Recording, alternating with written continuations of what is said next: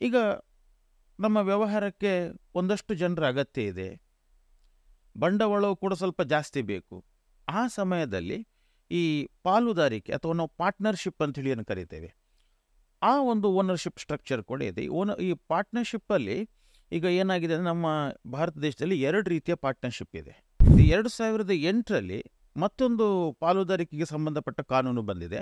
So ಅದು ಏನಂತ ಹೇಳಿದ್ರೆ ಲಿಮಿಟೆಡ್ ಲಯಬಿಲಿಟಿ ಪಾರ್ಟ್ನರ್ಶಿಪ್ ಅಂತ ಹೇಳಿದರೆ, ನೀವು ಪಾರ್ಟ್ನರ್ಶಿಪ್ಪಲ್ಲಿ ವ್ಯವಹಾರ ಮಾಡಬೇಕಾದ್ರೆ ಸೊ ನೀವು ಎಲ್ಲರೂ ಕೂಡ ಏನು ಒಂದು ಒಪ್ಪಂದದ ರೀತಿಯಲ್ಲಿ ನೀವು ಮುಂದುವರಿಬೇಕು. ಏನೇ ಪಾಲು ಬಂದರೂ ಕೂಡ ಅದನ್ನು ಹಂಚಿಕೊಳ್ಬೇಕು. ಮತ್ತು ಎಲ್ಲರೂ ಕೂಡ ಏನು ಪರಸ್ಪರ ಒಂದು ಸೌಹಾರ್ದ ರೀತಿಯಿಂದ ನೀವು ಆ ಬಿಸ್ನೆಸ್ಸನ್ನು ಮುಂದುವರಿಸುವಂಥ ಏಕಮನಸ್ಸಿನ ವ್ಯಕ್ತಿಗಳಿದ್ದರೆ ಪಾರ್ಟ್ನರ್ಶಿಪ್ ತುಂಬ ಒಳ್ಳೆಯದು. ನಮಸ್ತೆ. ಇವತ್ತಿನ ವಿಶೇಷ ಪಾಡ್ಕಾಸ್ಟ್ಗೆ ನಿಮಗೆಲ್ರಿಗೂ ಸ್ವಾಗತ. ಇವತ್ತು ನಮ್ಮೊಂದಿಗೆ ಇರುವಂಥವರು CS ಸಂತೋಷ್ ಪ್ರಭು ಸರ್. ಇವ್ರ ಜೊತೆ ನಾವು ಆಲ್ರೆಡಿ ಒಂದು ಪಾಡ್ಕಾಸ್ಟ್ ಮಾಡಿದ್ವಿ. CS ಕೋರ್ಸ್ಗಳ ಬಗ್ಗೆ ಕಂಪ್ಲೀಟಾಗಿ ಡೀಟೇಲ್ಸನ್ನು ಅವ್ರು ನಮಗೆ ಬಹಳ ವಿವರವಾಗಿ ತಿಳಿಸ್ಕೊಟ್ಟಿದ್ರು.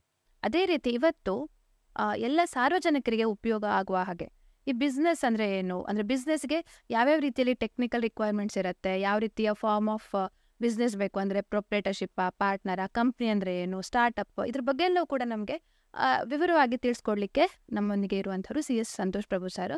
ಅವರಿಗೆ ಸ್ವಾಗತ ಕೋರೋಣ. ನಮಸ್ತೆ ಸರ್. ನಮಸ್ತೆ ಸರ್. ಈ ಹಿಂದೆ ನೀವು ನಮ್ಮ ಸ್ಟುಡಿಯೋಕ್ಕೆ ಬಂದು ಕಂಪ್ನಿ ಸೆಕ್ರೆಟರಿ ಕೋರ್ಸ್ ಎಲ್ಲ ಸ್ಟೂಡೆಂಟ್ಸ್ಗಳಿಗೆ ಹೇಗೆ ಹೆಲ್ಪ್ ಆಗತ್ತೆ ಅಂತ ತಿಳಿಸ್ಕೊಟ್ರಿ. ಸೊ ಅದರದ್ದೇ ಮುಂದಿನ ಭಾಗವಾಗಿ ಇವತ್ತು ನಾವು ಎಲ್ಲ ಸಾರ್ವಜನಿಕರಿಗೆ ಅವರಿಗೆ ಮುಖ್ಯವಾಗಿ ತಲುಪುವಂಥ ಒಂದು ಕಾರ್ಯಕ್ರಮ ಇದು. ಸೊ ಅದ್ರ ಪ್ರಕಾರ ಈಗ ಪ್ರತಿಯೊಬ್ಬರಿಗೂ ಕೂಡ ಒಂದು ಸೆಲ್ಫ್ ಎಂಪ್ಲಾಯ್ಮೆಂಟ್ ಸ್ಟಾರ್ಟ್ ಮಾಡಬೇಕು ಅಂತ ಇದ್ದರೆ ಆವಾಗ ಅವರಿಗೆ ಫಸ್ಟ್ ಕನ್ಫ್ಯೂಷನ್ ಆಗುವಂಥದ್ದೇ ಈ ಲೀಗಲ್ ರಿಕ್ವೈರ್ಮೆಂಟ್ಸ್, ಟ್ಯಾಕ್ಸ್ ಅಥವಾ ರಿಜಿಸ್ಟ್ರೇಷನ್, ಲೈಸೆನ್ಸ್, ಇದ್ರ ಬಗ್ಗೆ ಬಹಳಷ್ಟು ಕನ್ಫ್ಯೂಷನ್ ಇರುತ್ತೆ. ಆ ಕಾರಣಕ್ಕೆ ಅರ್ಧಕ್ಕರ್ಧ ನಾವು ಸೆಲ್ಫ್ ಎಂಪ್ಲಾಯ್ಮೆಂಟ್, ಸ್ವಂತ ಬಿಸ್ನೆಸ್ಸನ್ನು ಸ್ಟಾರ್ಟ್ ಮಾಡಲಿಕ್ಕೆ ಅನುಮಾನ ಪಡುವಂಥ ಜನರು ಇರ್ತಾರೆ. ಸೊ ಆ ನಿಟ್ಟಿನಲ್ಲಿ ಒಂದು ಬಿಸ್ನೆಸ್ ಅಂದರೆ ಯಾವ್ಯಾವ ಫಸ್ಟ್ ಟೆಕ್ನಿಕಲ್ ಇದು ವಿಷಯ ಬೇಕಾಗತ್ತೆ ಸರ್? ಅಂದರೆ ಈಗ ಯಾವುದೇ ಒಂದು ಬಿಸ್ನೆಸ್ ಪ್ರಾರಂಭ ಮಾಡುವುದಾದರೆ ಅದು ಯಾವ ಫಾರ್ಮಲ್ಲಿ, ಅಂದರೆ ಯಾವ ಒಂದು ಸ್ಟ್ರಕ್ಚರ್ ಅಂತ ನಾವು ಕರಿತೇವೆ, ಓನರ್ಶಿಪ್ ಸ್ಟ್ರಕ್ಚರ್ ಹೇಗಿರಬೇಕು ಅಂತೆ, ಅಂದರೆ ಈ ಮಾಲೀಕತ್ವ ಯಾವ ಥರದ್ದಿರಬೇಕು ಅದು ನಾವು ಪ್ರಥಮವಾಗಿ ನಿರ್ಧಾರ ಮಾಡಬೇಕು. ಈ ಮಾಲೀಕತ್ವ ನಿರ್ಧಾರವಾಗುವುದಕ್ಕೆ ಬೇರೆ ಬೇರೆ ಥರದ ಫ್ಯಾಕ್ಟರ್ಸ್ ಅಂತ ನಾವು ಕರಿತೇವೆ, ಅಂಶಗಳು. ಯಾವ ಅಂಶಗಳು ಪರಿಣಾಮ ಬೀಳ್ತವೆ ಅಂತ ಹೇಳಿದರೆ, ನಾವು ಮಾಡ್ತಾ ಇರುವಂಥ ಬಿಸ್ನೆಸ್ಸಿಗೆ ಎಷ್ಟು ಬಂಡವಾಳ ಬೇಕು, ನಾವು ಮಾಡ್ತಾ ಇರುವಂಥ ಬಿಸ್ನೆಸ್ಸಿಗೆ ಮ್ಯಾನ್ ಪವರ್ ಏನು ಬೇಕು, ಎಷ್ಟು ಜನ ಕೆಲಸದವರು ಬೇಕು, ಏನು ರಾ ಮೆಟೀರಿಯಲ್ ನಮ್ಮ ದೇಶದಿಂದ ಬರುವಂಥದ್ದು, ಹೊರ ದೇಶದಿಂದ ಬರುವಂಥದ್ದು, ಇಂಥೊಂದು ಸಾಕಷ್ಟು ಅಂಶಗಳನ್ನು ಪರಿಗಣಿಸಿ ನಾವು ಒಂದು ಸೂಕ್ತವಾದ ಒಂದು ಓನರ್ಶಿಪ್ ಸ್ಟ್ರಕ್ಚರನ್ನು ನಿರ್ಧಾರ ಮಾಡಬೇಕು. ಹಾಗಾದರೆ ಯಾವ ಥರದ ಓನರ್ಶಿಪ್ ಸ್ಟ್ರಕ್ಚರ್ ನಮ್ಮಲ್ಲಿ ಇವೆ ಅಂತ, ತುಂಬ ಪಾಪ್ಯುಲರ್ ಆಗಿರುವಂಥ ಓನರ್ಶಿಪ್ ಸ್ಟ್ರಕ್ಚರ್ ಯಾವುದಂತ ಹೇಳಿದ್ರೆ ಸೋಲ್ ಪ್ರೊಪ್ರೈಟರಿ ಕನ್ಸರ್ನ್, ಅಂದರೆ ಒಬ್ಬನೇ ಓನರ್, ಅವನೇ ಓನ್ ಮಾಡ್ತಾನೆ ಬಿಸ್ನೆಸ್ಸನ್ನು, ಅವನೇ ಬಿಸ್ನೆಸ್ಸನ್ನು ಮ್ಯಾನೇಜ್ ಮಾಡ್ತಾನೆ. ಆ ಬಿಸ್ನೆಸ್ಸಲ್ಲಿ ಲಾಭ ಬರಲಿ ನಷ್ಟ ಬರಲಿ ಪೂರ್ತಿ ಅದು ಅವನ ತಲೆ ಮೇಲೆ ಬರುವಂಥದ್ದು. ಆದರೆ ಈ ಒಂದು ಸ್ಟ್ರಕ್ಚರ್ನ ಲಿಮಿಟೇಷನ್ ಏನಂತ ಹೇಳಿದರೆ, ನೀವು ಒಂದು ಫುಲ್ ಎಕ್ಸ್ಟೆಂಟ್ಗೆ ಎಕ್ಸ್ಪ್ಲೋರ್ ಮಾಡಲಿಕ್ಕೆ ಸಾಧ್ಯ ಆಗೋದಿಲ್ಲ. ಲಿಮಿಟೇಷನ್ಸ್ ಇದೆ. ಯಾಕಂತ ಹೇಳಿದರೆ ಒಬ್ಬನೇ ಇರುವಂಥದ್ದು. ನಾಡ್ದೇನಾದರೂ ಹೆಚ್ಚು ಕಮ್ಮಿ ಆದರೆ ಸೊ ಇದರಲ್ಲಿರುವಂಥ ಲಯಾಬಿಲಿಟಿ ಅನ್ಲಿಮಿಟೆಡ್ ಲಯಾಬಿಲಿಟಿ ಅಂಥೇಳಿ. ಅನ್ಲಿಮಿಟೆಡ್ ಲಯಾಬಿಲಿಟಿ ಅಂತ ಹೇಳಿದರೆ ಇವನ ವೈಯಕ್ತಿಕವಾಗಿರುವಂಥ ಆಸ್ತಿಯು ಕೂಡ ಬಿಸ್ನೆಸ್ಸಿಗೆ ಸಂಬಂಧಪಟ್ಟ ಸಾಲಕ್ಕೆ, ಬಿಸ್ನೆಸ್ಸಿಗೆ ಸಂಬಂಧಪಟ್ಟ ಜವಾಬ್ದಾರಿಗೂ ಕೂಡ ಇವನ ವೈಯಕ್ತಿಕ ಆಸ್ತಿಯನ್ನು ಕೂಡ ಇದು ಮಾಡ್ಬೋದು. ಸೊ ಅದೊಂದು ಸೋಲ್ ಪ್ರೊಪ್ರೈಟರಿ ಕನ್ಸರ್ನಲ್ಲಿ ಪಾಪ್ಯುಲರ್. ಯಾಕಂತ ಹೇಳಿದರೆ ಸ್ಟಾರ್ಟ್ ಮಾಡಲಿಕ್ಕೆ ತುಂಬ ಈಸಿ, ಮತ್ತು ನಾಡ್ದೇನಾದರೂ ಹೆಚ್ಚು ಕಮ್ಮಿ ಆಯಿತು ಕ್ಲೋಸ್ ಮಾಡ್ತೇನೆ ಅಂದರೆ ಅದೇನೂ ಸಮಸ್ಯೆ ಇಲ್ಲ, ಕ್ಲೋಸ್ ಮಾಡಲಿಕ್ಕೂ ತುಂಬ ಈಸಿ. ಮತ್ತು ಓನರ್ಶಿಪ್ ಒಬ್ಬನ ಕೈಯಲ್ಲಿ ಇರುವಂಥದ್ದು, ಅವನೇ ನಿರ್ಧಾರ ತಗೊಳ್ಬೋದು. ಅದೊಂದು ಓನರ್ಶಿಪ್ ಸ್ಟ್ರಕ್ಚರ್. ಸೊ ಇದು ಯಾರಿಗೆ ತುಂಬ ಸೂಕ್ತ ಆಗ್ತದೆ ಅಂತ ಹೇಳಿದರೆ, ಯಾರು ತಾವು ಇಂಡಿಪೆಂಡೆಂಟ್ ಆಗಿರಬೇಕು, ನಮ್ಮದೇ ನಿರ್ಧಾರ ನಡಿಬೇಕು ಅಂಥವ್ರಿಗೆ ಒಳ್ಳೆಯದು. ಈಗ ನಮ್ಮ ವ್ಯವಹಾರಕ್ಕೆ ಒಂದಷ್ಟು ಜನರ ಅಗತ್ಯ ಇದೆ, ಬಂಡವಾಳವು ಕೂಡ ಸ್ವಲ್ಪ ಜಾಸ್ತಿ ಬೇಕು. ಆ ಸಮಯದಲ್ಲಿ ಈ ಪಾಲುದಾರಿಕೆ ಅಥವಾ ನಾವು ಪಾರ್ಟ್ನರ್ಶಿಪ್ ಅಂತ ಹೇಳಿ ಏನು ಕರಿತೇವೆ, ಆ ಒಂದು ಓನರ್ಶಿಪ್ ಸ್ಟ್ರಕ್ಚರ್ ಕೂಡ ಇದೆ. ಈ ಪಾರ್ಟ್ನರ್ಶಿಪ್ಪಲ್ಲಿ ಈಗ ಏನಾಗಿದೆ ಅಂದರೆ ನಮ್ಮ ಭಾರತ ದೇಶದಲ್ಲಿ 2 ರೀತಿಯ ಪಾರ್ಟ್ನರ್ಶಿಪ್ ಇದೆ. ಒಂದು ನಾವು ಅದಕ್ಕೆ ಜನರಲ್ ಪಾರ್ಟ್ನರ್ಶಿಪ್ ಅಂತೇಳಿ ಕರಿತೇವೆ. ಸೊ ಇದಕ್ಕೆ ಸಂಬಂಧಪಟ್ಟ ಕಾನೂನು ಭಾರತೀಯ ಇಂಡಿಯನ್ ಪಾರ್ಟ್ನರ್ಶಿಪ್ ಆ್ಯಕ್ಟ್ 1932 ಅಂಥೇಳಿ. ಅದೇ ರೀತಿ 2008ರಲ್ಲಿ ಮತ್ತೊಂದು ಪಾಲುದಾರಿಕೆಗೆ ಸಂಬಂಧಪಟ್ಟ ಕಾನೂನು ಬಂದಿದೆ. ಸೊ ಅದು ಏನಂತ ಹೇಳಿದ್ರೆ ಲಿಮಿಟೆಡ್ ಲಯಬಿಲಿಟಿ ಪಾರ್ಟ್ನರ್ಶಿಪ್ ಅಂತ. ಈ 1932 ಪಾರ್ಟ್ನರ್ಶಿಪ್ನ ಪ್ರಕಾರ ಒಬ್ಬ ಪಾರ್ಟ್ನರ್ನ ಲಯಬಿಲಿಟಿಯಲ್ಲಿ ಅನಿಯಮಿತ ಲಯಬಿಲಿಟಿ ಅಂದರೆ ಪಾರ್ಟ್ನರ್ಶಿಪ್ನ ಜವಾಬ್ದಾರಿಗೆ ಫುಲ್ ಎಕ್ಸ್ಟೆಂಟ್ ಅವ ಲಯಬಲ್ ಆಗ್ತಾನೆ. ಅದೇ ಲಿಮಿಟೆಡ್ ಲಯಬಿಲಿಟಿ ಪಾರ್ಟ್ನರ್ಶಿಪ್ಪಲ್ಲಿ ಏನಂತ ಹೇಳಿದರೆ ಲಯಬಿಲಿಟಿ ಆಫ್ ದಿ ಪಾರ್ಟ್ನರ್ ಅವ ಏನು ಆ ಬಿಸ್ನೆಸ್ಸಿಗೆ ಹಾಕಿರ್ತಾನೆ ಅಲ್ಲಿ ತನಕ ಮಾತ್ರ. ಅಂದರೆ ಒಂದು ಕಂಪನಿಯಲ್ಲಿ ಹೇಗೆ ನಿಯಮಿತ ಜವಾಬ್ದಾರಿ ಅಂಥೇಳಿ ಬರ್ತದಲ್ವ, ಸೊ ಆ ಥರದ ಪಾರ್ಟ್ನರ್ಶಿಪ್. ಸೊ ಈ ಪಾರ್ಟ್ನರ್ಶಿಪ್ಪಲ್ಲಿ ಏನಂತ ಹೇಳಿದರೆ ಡೆಫಿನೆಟ್ಲಿ ಮಿನಿಮಮ್ 2 ಜನ ಬೇಕೇ ಬೇಕು. ನಮ್ಮ ಜನರಲ್ ಪಾರ್ಟ್ನರ್ಶಿಪ್ಪಲ್ಲಿ ಮ್ಯಾಕ್ಸಿಮಮ್ 50 ಜನ ಇರ್ಬೋದು ಪಾರ್ಟ್ನರ್. ಅಂದರೆ 1932 ಪ್ರಕಾರ ನೀವು ಪಾರ್ಟ್ನರ್ಶಿಪ್ಪನ್ನು ಸ್ಟಾರ್ಟ್ ಮಾಡ್ತೀರಿ ಅಂತ ಹೇಳಿದರೆ ಮ್ಯಾಕ್ಸಿಮಮ್ 50 ಜನರು, ಅದಕ್ಕಿಂತ ಜಾಸ್ತಿ ನೀವು ಪಾರ್ಟ್ನರ್ಸನ್ನು ಹಾಕಲಿಕ್ಕಿಲ್ಲ, ಅದರ ಒಳಗಡೆ ಇರಬೇಕು. ಸೊ ಇದರಲ್ಲಿ ಏನಂತ ಹೇಳಿದರೆ ನೀವು ಪಾರ್ಟ್ನರ್ಶಿಪ್ಪಲ್ಲಿ ವ್ಯವಹಾರ ಮಾಡಬೇಕಾದ್ರೆ ಸೊ ನೀವು ಎಲ್ಲರೂ ಕೂಡ ಏನು ಒಂದು ಒಪ್ಪಂದದ ರೀತಿಯಲ್ಲಿ ನೀವು ಮುಂದುವರಿಬೇಕು. ಏನೇ ಪಾಲು ಬಂದರೂ ಕೂಡ ಅದನ್ನು ಹಂಚಿಕೊಳ್ಬೇಕು. ಮತ್ತು ಎಲ್ಲರೂ ಕೂಡ ಏನು ಪರಸ್ಪರ ಒಂದು ಸೌಹಾರ್ದ ರೀತಿಯಿಂದ ನೀವು ಆ ಬಿಸ್ನೆಸ್ಸನ್ನು ಮುಂದುವರಿಸುವಂಥ ಏಕಮನಸ್ಸಿನ ವ್ಯಕ್ತಿಗಳಿದ್ದರೆ ಪಾರ್ಟ್ನರ್ಶಿಪ್ ತುಂಬ ಒಳ್ಳೆಯದು. ಅದೇ ರೀತಿ ಲಿಮಿಟೆಡ್ ಲಯಬಿಲಿಟಿ ಪಾರ್ಟ್ನರ್ಶಿಪ್, ಸೊ ಇದು ತೀರ ಇತ್ತೀಚೆಗೆ ಬಂದಿರುವಂಥ ಒಂದು ಓನರ್ಶಿಪ್ ಫಾರ್ಮ್. ಸೊ ಇದು ಏನಂತ ಹೇಳಿದರೆ ಇದರಲ್ಲಿ ಪಾರ್ಟ್ನರ್ನ ಲಯಬಿಲಿಟಿ ಅನ್ಲಿಮಿಟೆಡ್ ಇಲ್ಲ. ಆದರೆ ಕೆಲವೊಂದಿಷ್ಟು ರಿಸ್ಟ್ರಿಕ್ಷನ್ಸ್ ಈ ಲಿಮಿಟೆಡ್ ಲಯಬಿಲಿಟಿ ಪಾರ್ಟ್ನರ್ಶಿಪ್ಪಿಗಿದೆ. ಯಾಕಂತ ಹೇಳಿದರೆ ನೀವು ಕೆಲವೊಂದಷ್ಟು ರಿಟರ್ನ್ಸನ್ನು ಫೈಲ್ ಮಾಡಬೇಕು, ಕೆಲವೊಂದಷ್ಟು ಫಾರ್ಮ್ಸನ್ನು ನೀವು ರಿಜಿಸ್ಟರ್ ಆಫ್ ಕಂಪನಿಗೆ ಫೈಲ್ ಮಾಡಲಿಕ್ಕಾಗ್ತದೆ. ಯಾಕಂತ ಹೇಳಿದರೆ ಯಾವಾಗ ಒಂದು ಓನರ್ಶಿಪ್ಪಿದ್ದು ಜವಾಬ್ದಾರಿ ನಿಯಮಿತ ಅಂಥೇಳಿ ಬಂದ ಕೂಡಲೇ ಅದರ ಮೇಲೆ ಸರ್ಕಾರ ನಿಯಂತ್ರಣ ಮಾಡ್ತದೆ. ಯಾಕಂತ ಹೇಳಿದರೆ ಅದು ಒಂದು ಪ್ರಾಪರ್ ವೇಯಲ್ಲಿ ನಡಿಬೇಕು. ಯಾಕಂದರೆ ನಾಡ್ದು ಏನಾದರೂ ಅದಕ್ಕೆ ಸಾಲ ಕೊಟ್ಟವರಿಗೆ ತೊಂದರೆ ಆಗಬಾರ್ದು ಅಂತ. ಸೊ ಅನಿಯಮಿತ ಲಯಬಿಲಿಟಿ ಇದ್ದರೆ ಗೌರ್ಮೆಂಟ್ ಅಷ್ಟು ಇಂಟರ್ಫಿಯರ್ ಆಗೋದಿಲ್ಲ. ಯಾಕಂತ ಹೇಳಿದರೆ ನಾಡ್ದು ಏನು ಹೆಚ್ಚು ಕಮ್ಮಿ ಆದರೂ ಕೂಡ ಅವನ ವೈಯಕ್ತಿಕ ಆಸ್ತಿಯಿಂದ ಅವನನ್ನು ಇದು ಮಾಡ್ಬೋದು.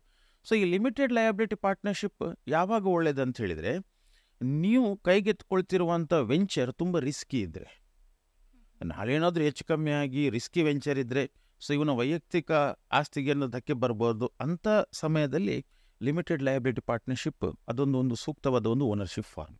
ಸೊ ಸೋಲ್ ಪ್ರೊಪ್ರೈಟರಿ ಕನ್ಸರ್ನ್ ಪಾರ್ಟ್ನರ್ಶಿಪ್ಪಲ್ಲಿ 2 ರೀತಿ, ಜನರಲ್ ಪಾರ್ಟ್ನರ್ಶಿಪ್ ಮತ್ತು ಲಿಮಿಟೆಡ್ ಲಯಬಿಲಿಟಿ ಪಾರ್ಟ್ನರ್ಶಿಪ್. ಅದೇ ರೀತಿ ಇನ್ನು ಈ ಕೆಲವೊಂದು ಇಂಡಸ್ಟ್ರೀಸಿಗಿರ್ಬೋದು ಅಥವಾ ಮ್ಯಾನುಫ್ಯಾಕ್ಚರಿಂಗ್ ಸೆಕ್ಟರ್ ಇರ್ಬೋದು ಅಥವಾ ಈವನ್ ಕೆಲವೊಂದು ಸರ್ವಿಸ್ ಸೆಕ್ಟರ್ ಇರ್ಬೋದು, ಅಲ್ಲಿ ಒಂದು ವಿಪರೀತವಾದ ಇನ್ವೆಸ್ಟ್ಮೆಂಟ್ ಬೇಕು, ತುಂಬ ಇನ್ವೆಸ್ಟ್ಮೆಂಟ್ ಬೇಕು. ಅದು ಒಬ್ಬಿಬ್ಬರಿಂದ ಒಂದು 10-20 ಜನರಿಂದ ಕಾಂಟ್ರಿಬ್ಯೂಟ್ ಮಾಡಲಿಕ್ಕೆ ಆಗುವಂಥದ್ದಲ್ಲ. ಅಂಥ ಸಮಯದಲ್ಲಿ ಸೂಕ್ತವಾದ ಒಂದು ಓನರ್ಶಿಪ್ ಫಾರ್ಮ್ ಯಾವುದು ಅಂತ ಹೇಳಿದರೆ ಕಂಪನಿ. ಬಟ್ ಈ ಕಂಪನಿಯಲ್ಲೂ ಕೂಡ ಬೇರೆ ಬೇರೆ ಥರದ ಕಂಪನಿಗಳಿವೆ. ಈಗ ನಮ್ಮ ಹೊಸ ಒಂದು ಕಂಪನಿ ಕಾಯ್ದೆಯ ಪ್ರಕಾರ ಒಬ್ಬ ವ್ಯಕ್ತಿ ಕೂಡ ಒಂದು ಕಂಪನಿಯನ್ನು ಸ್ಟಾರ್ಟ್ ಮಾಡ್ಬೋದು. ಅದಕ್ಕೆ ನಾವು ಏಕ ವ್ಯಕ್ತಿ ಕಂಪನಿ ಅಥವಾ 1 ಪರ್ಸನ್ ಕಂಪನಿ ಅಂತೇಳಿ ಕರಿತೇವೆ. ಯಾಕಂತ ಹೇಳಿದರೆ ಈಗ ಸೋಲ್ ಪ್ರೊಪ್ರೈಟರಿ ಕನ್ಸರ್ನಲ್ಲಿ ಅನ್ಲಿಮಿಟೆಡ್ ಲಯಬಿಲಿಟಿ ಉಂಟು. ಈಗ ಸೋಲ್ ಪ್ರೊಪ್ರೈಟರಿ ಕನ್ಸರ್ನ ಥರವೇ ನಾವು ಒಂದು ಲಿಮಿಟೆಡ್ ಲಯಬಿಲಿಟಿಯಲ್ಲಿ ಸ್ಟಾರ್ಟ್ ಮಾಡ್ತೇವೆ ಅಂತ ಹೇಳಿದರೆ ಅದಕ್ಕೂ ಕೂಡ ಅವಕಾಶ ಇದೆ ನಮ್ಮ ಕಂಪನಿ ಲಾದಲ್ಲಿ. ಅದೇ ರೀತಿ ನೀವು ಒಂದಷ್ಟು ಜನರು ಸೇರಿ ಒಂದು ಸಣ್ಣ ಥರದ ಒಂದು ಕಂಪನಿಯನ್ನು ಮಾಡ್ತೀರಿ ಅಂತ ಹೇಳಿದರೆ ಪ್ರೈವೇಟ್ ಲಿಮಿಟೆಡ್ ಅಂತೇಳಿ ಆಪ್ಷನ್ ಇದೆ.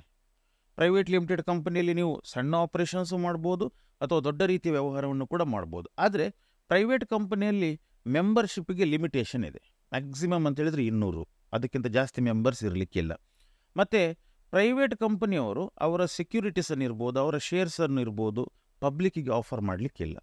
ಒಂದು ಎಷ್ಟು ಜನ ಇದ್ದಾರೆ ಲಿಮಿಟೆಡ್, ಅವರ ಒಳಗಡೆ ಅವರದ್ದು ಫೈನಾನ್ಸ್ ಅವರು ವ್ಯವಸ್ಥೆ ಮಾಡ್ಕೊಳ್ಬೇಕು. ಅದೇ ಪಬ್ಲಿಕ್ ಕಂಪನಿಯವರು ಪಬ್ಲಿಕ್ಕಿಂದ ಫಂಡ್ಸನ್ನು ತರ್ಬೋದು. ಈ ಲಾರ್ಜ್ ಇಂಡಸ್ಟ್ರೀಸ್ ಅದಕ್ಕೆಲ್ಲ ಸುಟೇಬಲ್ ಓನರ್ಶಿಪ್ ಫಾರ್ಮ್ ಅಂತ ಹೇಳಿದರೆ ಪಬ್ಲಿಕ್ ಕಂಪನಿ. ಸೊ ಇದು ಕಂಪನಿ ಇದರಲ್ಲಿ ಬರುವಂಥದ್ದು. ಕಂಪನಿ ಇದರಲ್ಲಿ 1 ಪರ್ಸನ್ ಕಂಪನಿ ಬರ್ತದೆ, ಪ್ರೈವೇಟ್ ಕಂಪನಿ ಬರ್ತದೆ ಮತ್ತು ಪಬ್ಲಿಕ್ ಕಂಪನಿ ಬರ್ತದೆ. ಅದೇ ಥರ ಮತ್ತೊಂದು ಓನರ್ಶಿಪ್ ಫಾರ್ಮ್ ಅಂತ ಹೇಳಿದರೆ ಕೋಪರೇಟಿವ್ ಸೊಸೈಟೀಸ್. ಸೊ ಈ ನಾವು ಕೋಪರೇಟಿವ್ ಸೊಸೈಟಿ ಸಹಕಾರಿ ಸಂಘ ಅಂತ ಹೇಳ್ತೇವಲ್ವ, ಸೊ ಅದು ನಮ್ಮ ಭಾರತ ದೇಶದಲ್ಲಿ ತುಂಬ ಪಾಪ್ಯುಲರ್. ಸೊ ನೀವು ಯಾವುದೇ ದೇಶದ ಭಾಗಕ್ಕೆ ಹೋದರೂ ಕೂಡ ಇವತ್ತು ನಾವು ಸಹಕಾರಿ ಸಂಘಗಳನ್ನು ನೋಡ್ತೇವೆ. ಸೊ ಸಹಕಾರಿ ಸಂಘದಲ್ಲಿ ಯಾವ ರೀತಿ ಅಂತ ಹೇಳಿದರೆ ಅಲ್ಲಿ ಒಂದು ಪ್ರಜಾಪ್ರಭುತ್ವದ ಮಾದರಿಯಲ್ಲಿ ಆ ಬಿಸ್ನೆಸ್ ನಡೆಯುವಂಥದ್ದು. ಅಂದರೆ ಎಲ್ಲ ಮೆಂಬರಿಗೂ ಕೂಡ ಈಕ್ವಲ್ ರೈಟ್ ಇದೆ. ಅಲ್ಲಿ ಯಾರು ಮೇಲೂ ಅಲ್ಲ, ಯಾರು ಕೀಳು ಅಲ್ಲ. ಈಗ ಕಂಪನಿಯಲ್ಲಿ ಜಾಸ್ತಿ ಹಣ ಹಾಕಿದವನಿಗೆ ಜಾಸ್ತಿ ಪವರ್ ಇದೆ. ಬಟ್ ಕೋಆಪರೇಟಿವ್ ಸೊಸೈಟಿಯಲ್ಲಿ ನೀನು ಎಷ್ಟೇ ಹಣ ಹಾಕು, ಸೊ ಮತ್ತೊಬ್ಬ ಮೆಂಬರಿಗಿರುವಂಥ ರೈಟೇ ನಿಮಗಿರುವಂಥದ್ದು. ಸೊ ಬಹಳಷ್ಟು ಇವತ್ತು ಕೆಲವೊಂದು ವ್ಯವಹಾರಗಳು ಸಹಕಾರಿ ಸಂಘ ತತ್ವದಲ್ಲಿ ನಡೀತಾ ಇರೋದು ನಾವು ಕೂಡ ನೋಡಿದ್ದೇವೆ. ಸೊ ಇದು ಒಂದು ಜನರಲಿಯಾಗಿ ನಮ್ಮ ದೇಶದಲ್ಲಿರುವಂಥ ಓನರ್ಶಿಪ್ ಸ್ಟ್ರಕ್ಚರ್ಸ್. ಅಂದರೆ sole proprietary concern, partnership, limited liability partnership, ಕಂಪನಿಯಲ್ಲಿ private company, 1 person company, public company ಮತ್ತು ಸಹಕಾರಿ ಸಂಘಗಳು. ಇದು ಜನರಲಿ. ಮತ್ತೆ ಈಗ ಸೊಸೈಟಿ ಅಂತೆಲ್ಲ ಹೇಳ್ತಾರಲ್ಲ, ಅದು ಯಾವ ವಿಭಾಗಕ್ಕೆ ಬರುತ್ತೆ? ಅದು ಸಹಕಾರಿ ಸಂಘ. ಸೊಸೈಟಿ ಅಂತ ಹೇಳಿದ್ರೆ ನಮ್ಮ ಸಹಕಾರಿ ಸಂಘ ಅಂತೇಳಿ ಬರ್ತದೆ. ಮತ್ತು ಕೆಲವು ಸಂಘಗಳು ಅಂಥೇಳಿ ಬರ್ತದೆ. ಆ ಸಂಘಗಳು ಯಾವುದಂತ ಹೇಳಿದರೆ ಅದು ಬಿಸ್ನೆಸ್ಸಿಗೋಸ್ಕರ ಇರುವಂಥದ್ದಲ್ಲ. ಅಂದರೆ ನಿಮ್ಮ ಬಿಸ್ನೆಸ್ ಬಿಟ್ಟು ಬೇರೆ, ಈಗ ಇವು ಚಾರಿಟೇಬಲ್ ಇರ್ಬೋದು, ಅಥವಾ ಈಗ ಈ ಕೆಲವೊಂದು ಫ್ಲ್ಯಾಟ್ಗಳಲ್ಲಿ ರೆಸಿಡೆಂಟ್ ವೆಲ್ಫೇರ್ ಅಸೋಸಿಯೇಷನ್ ಅಂತೇಳಿ ಇರ್ತದೆ. ಅಂದರೆ ಅವರದ್ದೊಂದು ಸೊಸೈಟಿ ಅಂತೇಳಿ ಇರ್ತದೆ. ಸೊ ಅಂದರೆ ಅವರದ್ದೊಂದು ಪರ್ಪಸ್ ಬೇರೆ. ಈಗ ನಾವು ಏನೊಂದು ಕ್ಲಬ್ ಅಂತ ಹೇಳ್ತೇವಲ್ವ, ಅಂದರೆ ಅಲ್ಲಿ ಏನೇ ಇನ್ಕಮ್ ಬರಲಿ ಅದರ ಬೆನಿಫಿಟನ್ನು ಆ ಮೆಂಬರ್ಸ್ನವ್ರಿಗೆ ಕೊಡಬೇಕು. ಅಲ್ಲಿ ಯಾವುದೇ ಒಂದು ಬಿಸ್ನೆಸ್ನ ಇಂಟೆನ್ಷನ್ ಇಲ್ಲ. ಅಂದರೆ ಅವರು ಪ್ರಾಫಿಟ್ ಅರ್ನ್ ಮಾಡ್ತಾರೆ, ಬಟ್ ಅರ್ನ್ ಮಾಡಿದ ಪ್ರಾಫಿಟನ್ನು ಅವ್ರು ಹಂಚ್ಕೊಳ್ಳೋದಿಲ್ಲ. ಅದರ ಬದಲು ಏನು ಮಾಡ್ತಾರೆ, ಪುನಃ ಅವರ ಬೆನಿಫಿಟಿಗೋಸ್ಕರನೇ ಯೂಸ್ ಮಾಡ್ತಾರೆ. ಅದಕ್ಕೆ ನಾವು ಸೊಸೈಟಿ ಅಂತೇಳಿ ಕರಿತೇವೆ. ಅವರು ಯಾವುದೇ ಅಂದರೆ ವ್ಯವಹಾರ ಮಾಡ್ತಾರೆ, ಬಟ್ ವ್ಯವಹಾರ ಮಾಡಿದ್ದಲ್ಲಿ ಲಾಭಾಂಶವನ್ನು ಯಾರು ಕೂಡ ಮೆಂಬರ್ಸ್ನವ್ರು ತಗೊಳ್ಳೋದಿಲ್ಲ. ಲಾಭಾಂಶವನ್ನು ಪುನಃ ಅವರ ಏನು ಅಭ್ಯುದಯಗೋಸ್ಕರ ಉಪಯೋಗ ಮಾಡ್ತಾರೆ. Okay sir. ಹಾಗಾದ್ರೆ ಈಗ ಲಿಮಿಟೆಡ್ ಲಯಬಿಲಿಟಿ ಹೇಳುವಂತ ಒಂದು ಕಾನ್ಸೆಪ್ಟ್ ಹೇಳಿದ್ರಿ, ಅಂದ್ರೆ ಅದು ಈಗ ಸಾಲ ತಗೊಂಡಾಗ ಆ ಲಯಬಿಲಿಟಿ ಬರುವಂತದ ಸರ್? ಅದು ಹೌದು. ಈಗಂದ್ರೆ ಒಂದು ಬಿಸ್ನೆಸ್ ಅಂತ ಹೇಳಿದರೆ ಆ ಬಿಸ್ನೆಸ್ಸಲ್ಲಿ ಒಂದು ಲಯಾಬಿಲಿಟಿ ಅಂದರೆ ಬಾಧ್ಯತೆ, ಒಂದು 2 ರೀತಿಯ ಬಾಧ್ಯತೆ ಇರ್ತದೆ ಒಂದು ವ್ಯವಹಾರದಲ್ಲಿ. ಒಂದು ಆ ಬಿಸ್ನೆಸ್ ಓನರ್ ಯಾರಿದ್ದಾರೆ ಅವರಿಗಿರುವಂಥ ಬಾಧ್ಯತೆ. ಅದೇ ರೀತಿ ಹೊರಗಿನವರಿಗಿರುವಂಥ ಬಾಧ್ಯತೆ, ಲಯಾಬಿಲಿಟಿ, ಔಟ್ಸೈಡರ್ಸ್ ಲಯಾಬಿಲಿಟಿ ಮತ್ತು ನಮ್ಮ ಇದು ಓನರ್ಸ್ ಲಯಾಬಿಲಿಟಿ ಅಂತ. ಸೊ ಈ ಔಟ್ಸೈಡರ್ಸ್ ಲಯಾಬಿಲಿಟಿ ಅಂತ ಹೇಳಿದರೆ, ಈಗ ನಾವು ಗೂಡ್ಸ್ ಪರ್ಚೇಸ್ ಮಾಡಬೇಕಾದ್ರೆ ನಮ್ಮ ಬಿಸ್ನೆಸ್ಸಿಗೆ ನಾವು ಕ್ರೆಡಿಟಿಗೆ ಪರ್ಚೇಸ್ ಮಾಡಿರ್ಬೋದು, ಅಲ್ಲಿ ಲಯಾಬಿಲಿಟಿ ಕ್ರಿಯೇಟ್ ಆಯಿತು. ಬ್ಯಾಂಕಿಂದ ನಾವು ಸಾಲ ತಗೊಳ್ಬೋದು, ಅಲ್ಲಿ ಲಯಾಬಿಲಿಟಿ ಕ್ರಿಯೇಟ್ ಆಯಿತು. ಸೊ ಈ ಲಯಾಬಿಲಿಟಿಯನ್ನು ಬಿಸ್ನೆಸ್ನವ್ರು ಏನು ಮಾಡ್ತಾರೆ, ಅವರ ವ್ಯವಹಾರದಿಂದ ಬಂದ ಹಣದಿಂದ ಅದನ್ನು ಪಾವತಿ ಮಾಡ್ತಾ ಇರ್ತಾರೆ. ಈಗ ಯಾವುದೋ ಒಂದು ಬಿಸ್ನೆಸ್ಗೆ ಕಷ್ಟ ಕಾಲ ಬಂದಾಗ ಅವರಿಗೆ ಅದನ್ನು ಪೇಮೆಂಟ್ ಮಾಡಲಿಕ್ಕಾಗಲಿಲ್ಲ, ತುಂಬ ಕಷ್ಟ ಆಯಿತು. ಅಂಥ ಸಮಯದಲ್ಲಿ ಇವರು ರಿಕವರಿಗೆ ಹೋಗ್ತಾರೆ. ಸೊ ಈಗ ರಿಕವರಿಗೆ ಹೋಗುವಾಗ ಅವರು ಎಲ್ಲಿಂದ ರಿಕವರಿ ಮಾಡಬೇಕಂದ್ರೆ, ಲಿಮಿಟೆಡ್ ಲಯಾಬಿಲಿಟಿ ಇದ್ದರೆ ಬಿಸ್ನೆಸ್ಸಿಗೆ ಸಂಬಂಧಪಟ್ಟದ್ದು ಏನುಂಟು ಅಲ್ಲಿಂದ ರಿಕವರಿ ಮಾಡಬೇಕು, ಅಥವಾ ಅವರು ಬಿಸ್ನೆಸ್ಸಲ್ಲಿ ಹಾಕಿರುವಂಥ ಹಣ ಏನುಂಟು ಅಲ್ಲಿಂದ ಮಾತ್ರ ರಿಕವರಿ ಮಾಡಬೇಕು. ಬಿಟ್ಟರೆ ಇವರ ವೈಯಕ್ತಿಕವಾಗಿ ಇವರ ಹತ್ರ ಅಸೆಟ್ಸ್ ಇರ್ಬೋದು, ವೈಯಕ್ತಿಕವಾಗಿ ಫಾರ್ ಎಕ್ಸಾಂಪಲ್ ಒಬ್ಬ ಬಿಸ್ನೆಸ್ ಓನರ್ 1 ಲಕ್ಷ ರೂಪಾಯಿ ಬಿಸ್ನೆಸ್ಗೆ ಹಾಕಿದ್ದಾನೆ, ಅವನ ಹತ್ರ 1 ಕೋಟಿಯ ಮನೆ ಉಂಟು. ಈಗ ಸಾಲ ಅವನದ್ದು ಬಾಕಿ, ಬಿಸ್ನೆಸ್ ಸಾಲ ಬಾಕಿ ಇರುವಂಥ 50 ಲಕ್ಷ. ಈಗ 50 ಲಕ್ಷ ಹಣ ಬಾಕಿ ಇದ್ದದಕ್ಕೆ ಅವನು 1 ಕೋಟಿಯ ಮನೆಯನ್ನು ಸೀಸ್ ಮಾಡಲಿಕ್ಕೆ ಅಥವಾ ಅದನ್ನು ಏಲಂ ಹಾಕಲಿಕ್ಕೆ ಯಾರಿಗೆ ಸಾಧ್ಯ ಇಲ್ಲ, ಸಾಲ ಕೊಟ್ಟವನಿಗೆ ಸಾಧ್ಯ ಇಲ್ಲ. ಅಂದರೆ ಇದು ಯಾವಾಗ ಅಪ್ಲೈ ಆಗ್ತದೆ ಅಂತ ಹೇಳಿದರೆ, ನಮ್ಮ ಬಿಸ್ನೆಸ್ ಲಾಸ್ ಆಗಲಿಕ್ಕೆ ಏನಾದರೂ ಜೆನ್ವಿನ್ ಕಾರಣ ಇದ್ದರೆ, ಏನಾದರೂ ನಮ್ಮ ಸ್ವಯಂಕೃತ ಅಪರಾಧ, ನಾವು ಮೋಸದಿಂದ ಏನಾದರೂ ಮಾಡಿದರೆ ಆವಾಗ ಪರ್ಸ್ನಲ್ ಲಯಬಿಲಿಟಿ ಬರ್ತದೆ. ಅಂದರೆ ಈಗ ಲಿಮಿಟೆಡ್ ಲಯಬಿಲಿಟಿ ಅಂತ ಹೇಳಿದರೆ, ಅದು ಲಿಮಿಟೆಡ್ ಲಯಬಿಲಿಟಿ ಯಾವಾಗ ನಮಗೆ ಪ್ರೊಟೆಕ್ಷನ್ ಅಂತ ಹೇಳಿದರೆ, ನಾವು ನಿಯತ್ತಾಗಿ ಬಿಸ್ನೆಸ್ ಮಾಡಿದ್ದೇವೆ, ಆದರೂ ಕೂಡ ಏನೋ ಒಂದು ಗ್ರಾಚಾರ ಅಂತ ಹೇಳ್ತಾರಲ್ವ, ಅನ್ಫಾರ್ಚುನೇಟ್ಲಿ ಲಾಸ್ ಆಯಿತು, ಅಂಥ ಟೈಮಲ್ಲಿ ಈ ಲಿಮಿಟೆಡ್ ಲಯಬಿಲಿಟಿ ಈ ಬಿಸ್ನೆಸ್ ಮಾಡೋರನ್ನು ಪ್ರೊಟೆಕ್ಟ್ ಮಾಡ್ತದೆ. Okay sir. ಹಾಗಿದ್ರೆ ಈಗ ಇಷ್ಟು ರೀತಿಯ ಓನರ್ಶಿಪ್ ಫಾರ್ಮ್ಸ್ ಅನ್ನು ಹೇಳಿದ್ರಿ ಸರ್. ಈಗ ಒಬ್ಬ ಬಿಸ್ನೆಸ್ ಬ್ಯಾಕ್ಗ್ರೌಂಡ್ ಏನೂ ಇಲ್ಲ, ಅಂದ್ರೆ ಅವನ ಫ್ಯಾಮಿಲಿಯಲ್ಲಿ ಬೇರೆ ಬಿಸ್ನೆಸ್ ಮಾಡಿರ್ಲಿಲ್ಲ, ಅವನು ಹೊಸದಾಗಿ ಅದೊಂದು ಸ್ವಂತ ಬಿಸ್ನೆಸ್ ಮಾಡಿದ್ದಾನೆ. ಅವನು ಫಸ್ಟ್ ಯಾವ್ದ್ರ ಬಗ್ಗೆ ಯೋಚನೆ ಮಾಡಬೇಕು, ಇರ್ರೆಸ್ಪೆಕ್ಟಿವ್ ಆಫ್ ಎಷ್ಟದೇ ಬಂಡವಾಳ ಇರಲಿ, ಅಂದ್ರೆ ಅವನು ಸ್ಟಾರ್ಟ್ ಮಾಡುವಾಗ ಅವನಿಗೆ ಸುಲಭ ಆಗುವಂಥದ್ದು ಯಾವ ರೀತಿಯ ಬಿಸ್ನೆಸ್ ಫಾರ್ಮ್ ಆಗುತ್ತೆ? ಅದೇ ಈಗ ಒಂದು ನಾನು ವಿಷಯ ಹೇಳ್ತೇನೆ. ಇವತ್ತು ತುಂಬ ಜನ ನಾವು ಸಕ್ಸಸ್ಫುಲ್ ಬಿಸ್ನೆಸ್ ಮ್ಯಾನ್ ನಾವು ಏನು ನೋಡ್ತಾ ಇದ್ದೇವೆ, ಅವರು ಯಾವುದು ಕೂಡ ಬಿಸ್ನೆಸ್ ಬ್ಯಾಕ್ಗ್ರೌಂಡು ಇಲ್ಲದವರೇ. ಮತ್ತು ಈಗ ಒಂದು ಹೊಸದಾಗಿ ಬಿಸ್ನೆಸ್ ಸ್ಟಾರ್ಟ್ ಮಾಡಬೇಕಾದ್ರೆ ಅವನ ಹತ್ರ ಮೇಯ್ನ್ಲಿ ಇರಬೇಕಾಗಿರುವಂಥದ್ದು ಏನಂತ ಹೇಳಿದರೆ, ಒಂದು ಐಡಿಯಾ ಇರಬೇಕು, ಅವನ ಹತ್ರ ಒಂದು ವಿಷನ್ ಇರಬೇಕು. ಸೊ ಆ ಥರದ ಒಂದು ಕ್ವಾಲಿಟೀಸ್ ಯಾರ ಹತ್ರ ಇದ್ದರೆ ಅವರು ಬಿಸ್ನೆಸ್ ಸ್ಟಾರ್ಟ್ ಮಾಡಲಿಕ್ಕೆ ಬರ್ಬೋದು. ಆದರೆ ಆ ಬಿಸ್ನೆಸ್ ಸ್ಟಾರ್ಟ್ ಮಾಡಬೇಕಾದ್ರೆ ಅವನು ಮೇಯ್ನ್ಲಿ ನೋಡಬೇಕಾಗಿರುವಂಥದ್ದು ಏನಂತ ಹೇಳಿದರೆ, ಈ ಬಿಸ್ನೆಸ್ಸಿಗೆ ಎಷ್ಟು ಬಂಡವಾಳ ಬೇಕಾಗ್ತದೆ, ಈ ಬಿಸ್ನೆಸ್ನ ಏನು ಪೊಟೆನ್ಷಿಯಲ್ ಏನು, ಅದರ ಬೇಸಿಸ್ನ ಮೇಲೆ ಅವನು ನಿರ್ಧಾರ ಮಾಡಬೇಕು. ಇದಕ್ಕೆ ಸೋಲ್ ಪ್ರೊಪ್ರೈಟರಿ ಕನ್ಸರ್ನ್ ಆಗ್ತದ, ಅಥವಾ ಪಾರ್ಟ್ನರ್ಶಿಪ್ ಆಗ್ತದ, ಅಥವಾ ಏನು ಕಂಪನಿಗೆ ಹೋಗಬೇಕಾ. ಅಂದರೆ ಬಂಡವಾಳದೊಂದು ಐಡಿಯಾ ಬಂದಾಗ ಅವನಿಗೆ ಗೊತ್ತಾಗ್ತದೆ. ಮತ್ತು ಯೂಶ್ವಲಿ ಬಿಸ್ನೆಸ್ ಸ್ಟಾರ್ಟ್ ಮಾಡೋರು ಯಾವ ರೀತಿ ಸ್ಟಾರ್ಟ್ ಮಾಡ್ತಾರೆ ಅಂತ ಹೇಳಿದರೆ, ಅವ್ರ ಹತ್ರ ಇರುವಂಥ ಒಂದು ಸೆಲ್ಫ್ ಸೇವಿಂಗ್ಸ್ ಏನಿರ್ತದೆ, ಅವರೊಂದು ಹಣ ಕೂಡಿರ್ತಾರೆ, ಅಥವಾ ಅವರ ತಂದೆ ತಾಯಿ ಕೊಟ್ಟಿರ್ಬೋದು, ಅಥವಾ ಯಾರೋ ಸಂಬಂಧಿಕರು ಕೊಟ್ಟಿರ್ಬೋದು, ಅದರಿಂದಲೇ ವ್ಯವಹಾರ ಸ್ಟಾರ್ಟ್ ಮಾಡುವಂಥದ್ದು. ಸೊ ಯೂಶ್ವಲಿ ಅವರು ಸ್ಟಾರ್ಟ್ ಮಾಡುವಂಥದ್ದು ಸೋಲ್ ಪ್ರೊಪ್ರೈಟರಿ ಕನ್ಸರ್ನಲ್ಲಿ. ಅಂದರೆ ಬೆಟರ್ ಆಪ್ಷನ್ ಸೋಲ್ ಪ್ರೊಪ್ರೈಟರಿ ಕನ್ಸರ್ನಿಂದಲೇ ಸ್ಟಾರ್ಟ್ ಮಾಡ್ಬೋದು. ಅಥವಾ ನಿಮ್ಮ ಹತ್ರ ಒಂದು ಒಂದು ಸಾಲಿಡ್ ಪ್ಲ್ಯಾನ್ ಇದ್ದರೆ ನೀವೇನು ಮಾಡ್ಬೋದು, ಬೇರೆ ಓನರ್ಶಿಪ್ ಸ್ಟ್ರಕ್ಚರಿಗೆ ಹೋಗ್ಬೋದು. ಯಾಕೆ ಸೋಲ್ ಟ್ರೇಡಿಂಗ್ ಪ್ರೊಪ್ರೈಟರಿ ಕನ್ಸರ್ನ್ ಒಳ್ಳೇದಂತ ಹೇಳ್ತೇನೆ, ಸ್ಟಾರ್ಟ್ ಮಾಡಲಿಕ್ಕೂ ಈಸಿ, ನಾಡ್ದೇನಾದರೂ ಹೆಚ್ಚು ಕಮ್ಮಿ ಆದರೆ ನೀವು ಅದರಿಂದ ಎಕ್ಸಿಟ್ ಆಗೋದು ಕೂಡ ತುಂಬ ಈಸಿ. ಅದೇ ನೀವು ಒಂದು ಲಿಮಿಟೆಡ್ ಲಯಬಿಲಿಟಿ ಪಾರ್ಟ್ನರ್ಶಿಪ್ ಅಥವಾ ಕಂಪನಿ ಏನಾದರೂ ನೀವು ಮಾಡ್ಲಿಕ್ಕೆ ಹೊರಟ್ರೆ ಸ್ಟಾರ್ಟ್ ಮಾಡಲಿಕ್ಕೂ ಸ್ವಲ್ಪ ಟೈಮ್ ತಗೊಳ್ತದೆ, ಕ್ಲೋಸ್ ಮಾಡಲಿಕ್ಕೂ ಅಷ್ಟೇ ಟೈಮ್ ತಗೊಳ್ತದೆ. ಸೊ ಹಾಗಾಗಿ ಇನಿಷಿಯಲಿ ನಿಮ್ಮ ಹತ್ರ ಬಿಸ್ನೆಸ್ ಐಡಿಯಾ ಇದ್ದರೆ start with the sole proprietary concern ಅಂತ ಒಂದು ಸಾಲಿಡ್ ಪ್ಲಾನ್ ಇದ್ದರೆ ಮಾತ್ರ ನೀವು ಬೇರೆ ಇದಕ್ಕೆ ನೀವು ಜಂಪ್ ಆಗ್ಬೋದು. ಬಿಟ್ಟರೆ ಸೋಲ್ ಪ್ರೊಪ್ರೈಟರಿ ಕನ್ಸರ್ನ್ ನಾನು ರೆಕಮೆಂಡ್ ಮಾಡ್ತೇನೆ, ಅಂದರೆ ಹೊಸದಾಗಿ ಸ್ಟಾರ್ಟ್ ಮಾಡೋರಿಗೆ. ಈಗ ಫೈನಾನ್ಷಿಯಲ್ ಈಗ ಚಾರ್ಜಸ್ ಎಲ್ಲ ಫೀಸ್ ಅದು ಕೂಡ ಸೋಲ್ ಪ್ರೊಪ್ರೈಟರ್ಶಿಪ್ ಕಮ್ಮಿ. ಹೌದು, ಸೋಲ್ ಪ್ರೊಪ್ರೈಟರಿ ಕನ್ಸರ್ನಲ್ಲಿ ನಿಮಗೆ ಯಾವುದೇ ಏನು ಕಾನೂನು ಪ್ರಕಾರ ಅಂದರೆ ಈಗ ಕಂಪನಿಗಾದರೆ ನೀವು ರಿಜಿಸ್ಟ್ರೇಷನ್ ಮಾಡ್ಕೊಳ್ಬೇಕು. ರಿಜಿಸ್ಟ್ರೇಷನ್ ಆದ ನಂತರ ಪ್ರತಿ ವರ್ಷ ನೀವು ಅಕೌಂಟ್ಸ್ ಪ್ರಿಪೇರ್ ಮಾಡಬೇಕು. ಅಕೌಂಟ್ಸ್ ಪ್ರಿಪೇರ್ ಮಾಡಿದ್ದನ್ನು ನೀವು ROCಗೆ ಫೈಲಿಂಗ್ಸ್ ಮಾಡಬೇಕು. ಒಂದಷ್ಟು ರಿಕ್ವೈರ್ಮೆಂಟ್ಸ್ ಇದೆ, ಬೇರೆ ಬೇರೆ ಥರದ ರಿಕ್ವೈರ್ಮೆಂಟ್ಸ್ ಇದೆ.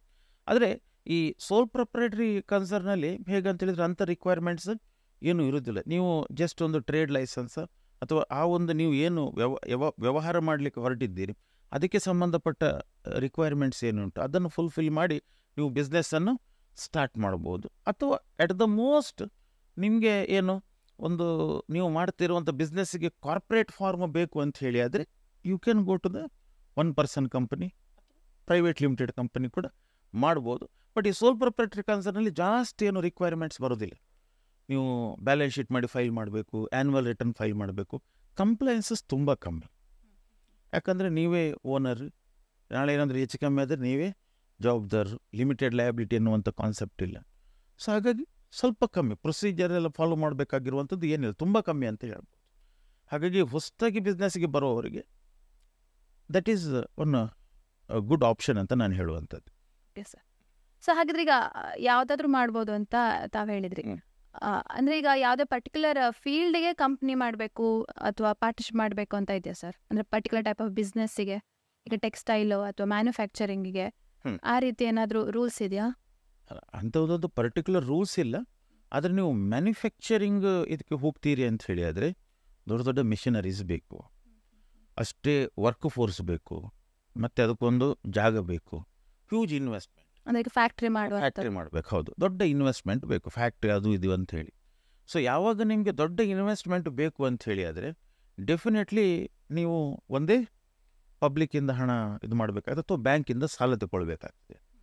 ಸೊ ಈ ಬ್ಯಾಂಕಿನವರು ಈ ಸೋಲ್ ಪ್ರೊಪ್ರೈಟರಿ ಕನ್ಸರ್ನನ್ನು ಅಷ್ಟು ರಿಲೈ ಅಪ್ ಆಗೋದಿಲ್ಲ. ಯಾಕಂತ ಹೇಳಿದರೆ ಅವರ ಅಕೌಂಟ್ಸ್ನ ಬಗ್ಗೆ ಅವರಿಗೆ ಅಷ್ಟು ನಂಬಿಕೆ ಇರ್ಬೋದು ಅಥವಾ ಇರದೇ ಇರ್ಬೋದು. ಆದರೆ ಕಂಪನಿಯಲ್ಲಿ ಹಾಗಲ್ಲ, A to Z accounts audit ಆಗ್ತದೆ, ಮತ್ತು A to Z ಕಂಪ್ಲೈನ್ಸಸ್ ಕೂಡ ನಡೀತಾ ಇರ್ತದೆ ಆ ಕಂಪನಿಯಲ್ಲಿ. ಹಾಗಾಗಿ ಬ್ಯಾಂಕ್ಗಳು ಸಾಲ ಕೊಡಬೇಕಾದ್ರೆ ಮತ್ತು ಫೈನಾನ್ಸ್ ಕೊಡಬೇಕಾದ್ರೆ ಈ ಕಂಪನಿ ಫಾರ್ಮನ್ನು ಜಾಸ್ತಿ ಪ್ರಿಫರ್ ಮಾಡ್ತಾರೆ. ಸೊ ಹಾಗಾಗಿ ಅಂಥ ಸಮಯದಲ್ಲಿ ಅಂದರೆ ಯಾವಾಗ ನಿಮಗೆ ಇನ್ವೆಸ್ಟ್ಮೆಂಟ್ ಜಾಸ್ತಿ ಬೇಕು ಅಥವಾ ನಿಮಗೆ ಇನ್ನೂ ಸಹ ಫ್ಯೂಚರಲ್ಲಿ ಗ್ರೋ ಆಗಬೇಕು ಅಂತ ಹೇಳಿ ಉಂಟು, ಅಂಥ ಸಮಯದಲ್ಲಿ ನೀವು ಕಂಪನಿ ಫಾರ್ಮ್ ಅಥವಾ LLP ಫಾರ್ಮಿಗೆ ಹೋಗುವಂಥದ್ದು ಒಳ್ಳೆಯದು. ಮತ್ತೊಂದು, ಈಗ ನೀವು ಬಿಸ್ನೆಸ್ಸಲ್ಲಿ ಏನಾದರೂ ನಿಮ್ಮ ಎಕ್ಸ್ಪೋರ್ಟ್ ಓರಿಯೆಂಟೆಡ್ ಆಗಿದ್ದರೆ, ಅಂದರೆ ನೀವು ಇಲ್ಲಿಂದ ಗೂಡ್ಸನ್ನು ಹೊರದೇಶಕ್ಕೆ ಏನಾದರೂ ಎಕ್ಸ್ಪೋರ್ಟ್ ಮಾಡುವಂಥದ್ದಿದ್ದರೆ ಆವಾಗ we are highly recommending that start with the company or LLP ಅಂತ. ಯಾಕಂತ ಹೇಳಿದರೆ ಔಟ್ಸೈಡಲ್ಲಿ ಅದನ್ನು ಬಿಲೀವ್ ಮಾಡ್ತಾರೆ. ಅದೇ ಸ್ವಲ್ಪ ಕಂಪನಿ ಫಾರ್ಮೇಷನನ್ನು ಜಾಸ್ತಿ ಅವರು ಬಿಲೀವ್ ಮಾಡ್ತಾರೆ.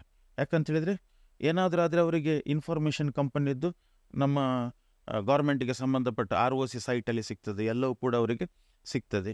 ನಾಡ್ದು ಏನಾದರೂ ಆ್ಯಕ್ಷನ್ ತಗೊಳ್ಬೋದು, ಅಂದರೆ ಒಂದು ನಂಬಿಕೆ ಇರ್ತದೆ ಅಂತ, ಯಾಕಂದರೆ ಸ್ಯಾಟಿಸ್ಫ್ಯಾಕ್ಷನ್ ಇರ್ತದೆ. ಸೊ ಹಾಗಾಗಿ ಅಂಥ ಟೈಮಲ್ಲಿ ನಾವು ಕಂಪನಿ ಫಾರ್ಮೇಷನ್ ಮಾಡುವಂಥದ್ದು ಒಳ್ಳೆಯದು. ಅದೇ ನೀವು ಇಂಟರ್ನಲ್ಲಿ ಒಂದು ಸಣ್ಣ ಮಟ್ಟದ ಇದು ಮಾಡ್ತಿರೋದ್ರಲ್ಲಿ ಸೋಲ್ ಪ್ರೊಪ್ರೈಟರಿ ಕನ್ಸರ್ನ್ ಒಳ್ಳೆಯದು. ಬಟ್ ನೀವು ಹೊರಗಡೆ ದೇಶಕ್ಕೆ ಹೋದರೆ LLP ಅಥವಾ ಕಂಪನಿ ಒಳ್ಳೆಯ ಫಾರ್ಮೇಷನ್. ಹಾಗಿದ್ರೆ ಇದಕ್ಕೆಲ್ಲ ಎಷ್ಟು ಖರ್ಚು ಬರ್ಬೋದು ಸರ್? ಒಂದು ಕಂಪನಿ, ಒಂದು ಆವರೇಜ್ ವ್ಯಕ್ತಿ ಮಾಡುವಂಥ ಒಂದು ಕಂಪನಿ, ಒಂದು ಫ್ಯಾಕ್ಟ್ರಿಗೆ ಅಂತ ತಿಳ್ಕೊಂಡ್ರೆ ಎಷ್ಟು ಕಂಪನಿ ಮಾಡಲಿಕ್ಕೆ ಎಷ್ಟು ಖರ್ಚಾಗ್ಬೋದು? ಕಂಪನಿ ಮಾಡಲಿಕ್ಕೆ ಖರ್ಚಾಗುವಂಥದ್ದು ಇವತ್ತು ಏನು ಮಾಡಿದ್ದಾರೆ ಅಂದರೆ, ಕಂಪನಿ ಫಾರ್ಮೇಷನ್ ಮಾಡಬೇಕಾದ್ರೆ ಅಪ್ ಟು 15 ಲಕ್ಷ ತನಕ ನಿಮ್ಮ ಕ್ಯಾಪಿಟಲ್ ಏನಾದರೂ ಇದ್ದರೆ ರಿಜಿಸ್ಟ್ರೇಷನ್ ಫೀಸ್ ಇಲ್ಲ ಈಗಿನ ಒಂದು ಪಾಲಿಸಿಯ ಪ್ರಕಾರ. ಸ್ಟ್ಯಾಂಪ್ ಡ್ಯೂಟಿ ಅದೆಲ್ಲ ಕಟ್ಟಲಿಕ್ಕೆ ಬರ್ತದೆ. ಮತ್ತು ನೀವೇನಾದರೂ ಪ್ರೊಫೆಷ್ನಲ್ನ ಹೈಯರ್ ಮಾಡಲೇಬೇಕಾಗ್ತದೆ. ಮೇ ಬಿ ಕಂಪನಿ ಸೆಕ್ರೆಟರಿಯೋ, ಚಾರ್ಟೆಡ್ ಅಕೌಂಟೆಂಟು ಅಥವಾ ಅಡ್ವೊಕೇಟೋ ಅವರನ್ನು ಹೈಯರ್ ಮಾಡಲೇಬೇಕಾಗ್ತದೆ ನೀವು. ಸೊ ಏನಾದರೂ ನೀವು ಹೈಯರ್ ಮಾಡಿದರೆ ಅವರ ಏನು ಪ್ರೊಫೆಷ್ನಲ್ ಫೀಸ್ ಬರುವಂಥದ್ದು. ಅಂದರೆ ಈಗ ಒಂದು ಸಾಧಾರಣವಾಗಿ ಒಂದು ಪ್ರೈವೇಟ್ ಕಂಪನಿ ಫಾರ್ಮೇಷನ್ ಮಾಡಬೇಕಾದ್ರೆ ನನಗನ್ಸೋದು ಒಂದು 20,000-25,000 ತನಕ ಬರ್ಬೋದು. ಒಂದು ಸಣ್ಣ ಮಟ್ಟಿದ್ದು ಒಂದು ತೆಗೆದಿಡಬೇಕಾಗ್ತದೆ ಫಾರ್ಮೇಷನ್ ಟೈಮಲ್ಲಿ. ಮತ್ತು ಬೇರೆ ಬೇರೆ ಕಂಪ್ಲೈನ್ಸ್ ಬರ್ತಾ ಇರ್ತದೆ. ಅಂದರೆ ಟೈಮ್ ಟು ಟೈಮ್ ಒಂದಿಷ್ಟು ಅಮೌಂಟ್ ಅವರು ವರ್ಷಕ್ಕೆ ತೆಗೆದಿಡ್ಬೇಕು. ಯಾವುದಕ್ಕೋಸ್ಕರ? ಕಂಪ್ಲೈನ್ಸಿಗೋಸ್ಕರ ತೆಗೆದಿಡುವಂಥದ್ದು ಮ್ಯಾಂಡೇಟ್ರಿ. ಅಂದರೆ ಕಂಪ್ಲೈನ್ಸ್ ಖರ್ಚು ಒಂದು ಇದೇನೆ ಯಾವುದರಲ್ಲಿ?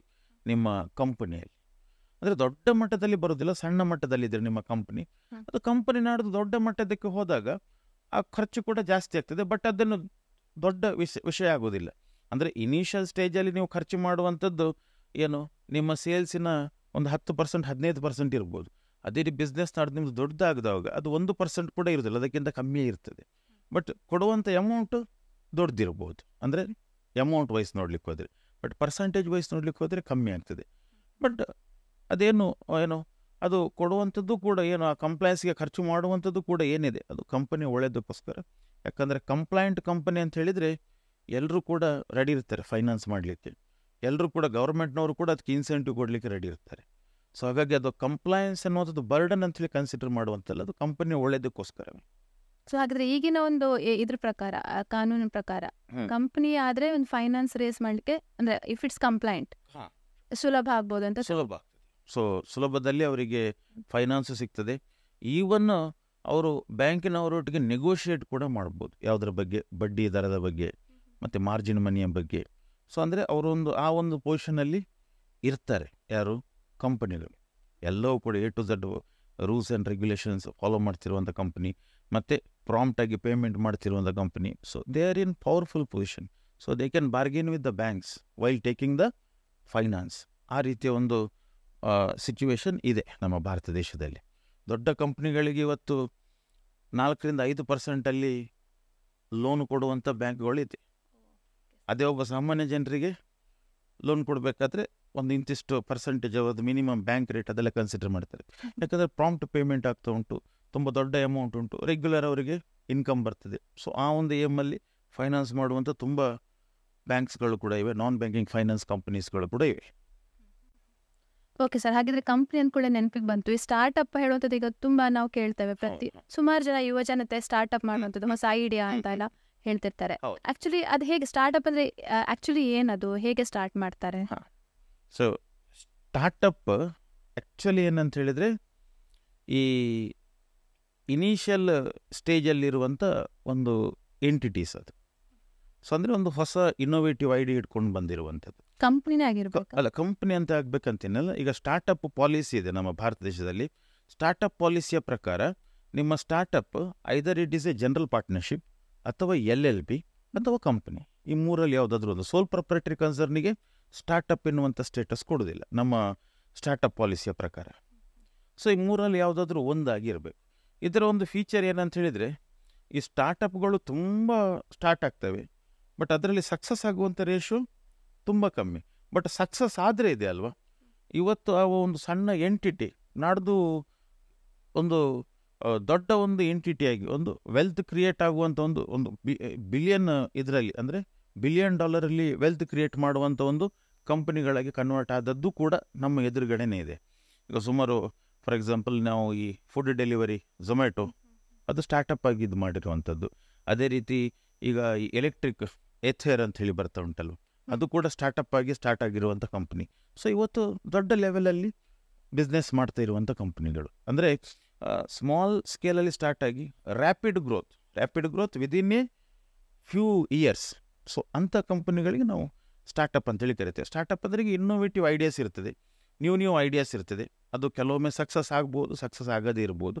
ಸಕ್ಸಸ್ ರೇಟ್ ತುಂಬ ಕಮ್ಮಿ, ಬಟ್ ಸಕ್ಸಸ್ ಆದದ್ದು ಏನುಂಟು ಅದು ಎಷ್ಟೋ ಇದೆ. ಈಗ ಅಂದರೆ ಇಲ್ಲಿ ತನಕ ಈಗ ನಮ್ಮ ಒಂದು ಸ್ಟ್ಯಾಟಿಸ್ಟಿಕ್ಸ್ನ ಪ್ರಕಾರ ಭಾರತ ದೇಶದಲ್ಲಿ ಹತ್ರ 120,000 ಸ್ಟಾರ್ಟಪ್ಸ್ ರಿಜಿಸ್ಟರ್ ಆಗಿದೆ.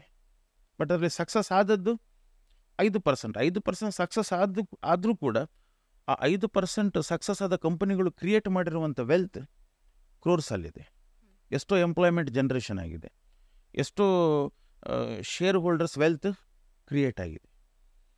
ಮತ್ತು ಆ ಸ್ಟಾರ್ಟಪ್ಗೆ ಸಂಬಂಧಪಟ್ಟ ಇಕೋಸಿಸ್ಟಮ್ ನಮ್ಮ ಈಗ ಭಾರತ ದೇಶದಲ್ಲಿದೆ. ಎಲ್ಲ ಕಡೆ ಅದಕ್ಕೆ ಬೇಕಾದ ವ್ಯವಸ್ಥೆ ಮಾಡ್ತಾ ಇದ್ದಾರೆ. ಬೇರೆ ಬೇರೆ ಇಂಜಿನಿಯರಿಂಗ್ ಕಾಲೇಜ್ ಇರ್ಬೋದು ಅಥವಾ ಮ್ಯಾನೇಜ್ಮೆಂಟ್ ಇನ್ಸ್ಟಿಟ್ಯೂಷನ್ ಇರ್ಬೋದು, ಅಲ್ಲಿ ಇನ್ಕ್ಯುಬೇಟರ್ ಸೆಂಟರ್ ಅಂತ ಹೇಳಿ ಮಾಡಿದ್ದಾರೆ. ಇನ್ಕ್ಯುಬೇಟರ್ ಸೆಂಟರ್ ಅಂತ ಹೇಳಿದರೆ ಈ ಹೊಸದಾಗಿ ಸ್ಟಾರ್ಟ್ ಮಾಡುವ ಎಂಟರ್ಪ್ರಿನರ್ಸಿಗೆ ಅಲ್ಲಿ ಗೈಡೆನ್ಸ್ ಕೊಡ್ತಾರೆ, ಯಾವ ಥರ ನೀವು ಮುಂದುವರಿಬೇಕು. ಮತ್ತು ಅದಕ್ಕೆ ಸಂಬಂಧಪಟ್ಟ ಹಾಗೆ ಸೀಡ್ ಕ್ಯಾಪಿಟಲ್ ಅಂತ ಹೇಳಿದರೆ, ಈಗ ಇನಿಷಿಯಲಿ ಒಂದು ಬಿಸ್ನೆಸ್ ಸ್ಟಾರ್ಟ್ ಮಾಡಬೇಕಾದ್ರೆ ಎಷ್ಟು ಅದಕ್ಕೆ ಬೇಕಾಗ್ತದೆ ಅದನ್ನು ಕೊಡುವಂಥ ಒಂದು ವ್ಯವಸ್ಥೆ ಇವತ್ತು ನಿಮ್ಮ ಇದರಿಂದ ಆಗ್ತಾ ಉಂಟು. ಯಾವುದು ಇನ್ಕ್ಯುಬೇಷನ್ ಸೆಂಟರಿಂದೆಲ್ಲ ಆಗ್ತಾ ಉಂಟು. ಬೇಕಾದೆಲ್ಲ ವ್ಯವಸ್ಥೆಯನ್ನು ಈಗಿನ ಸರ್ಕಾರ ಮಾಡಿಕೊಟ್ಟಿದೆ ಅದಕ್ಕೆ ಸಂಬಂಧಪಟ್ಟ ಹಾಗೆ.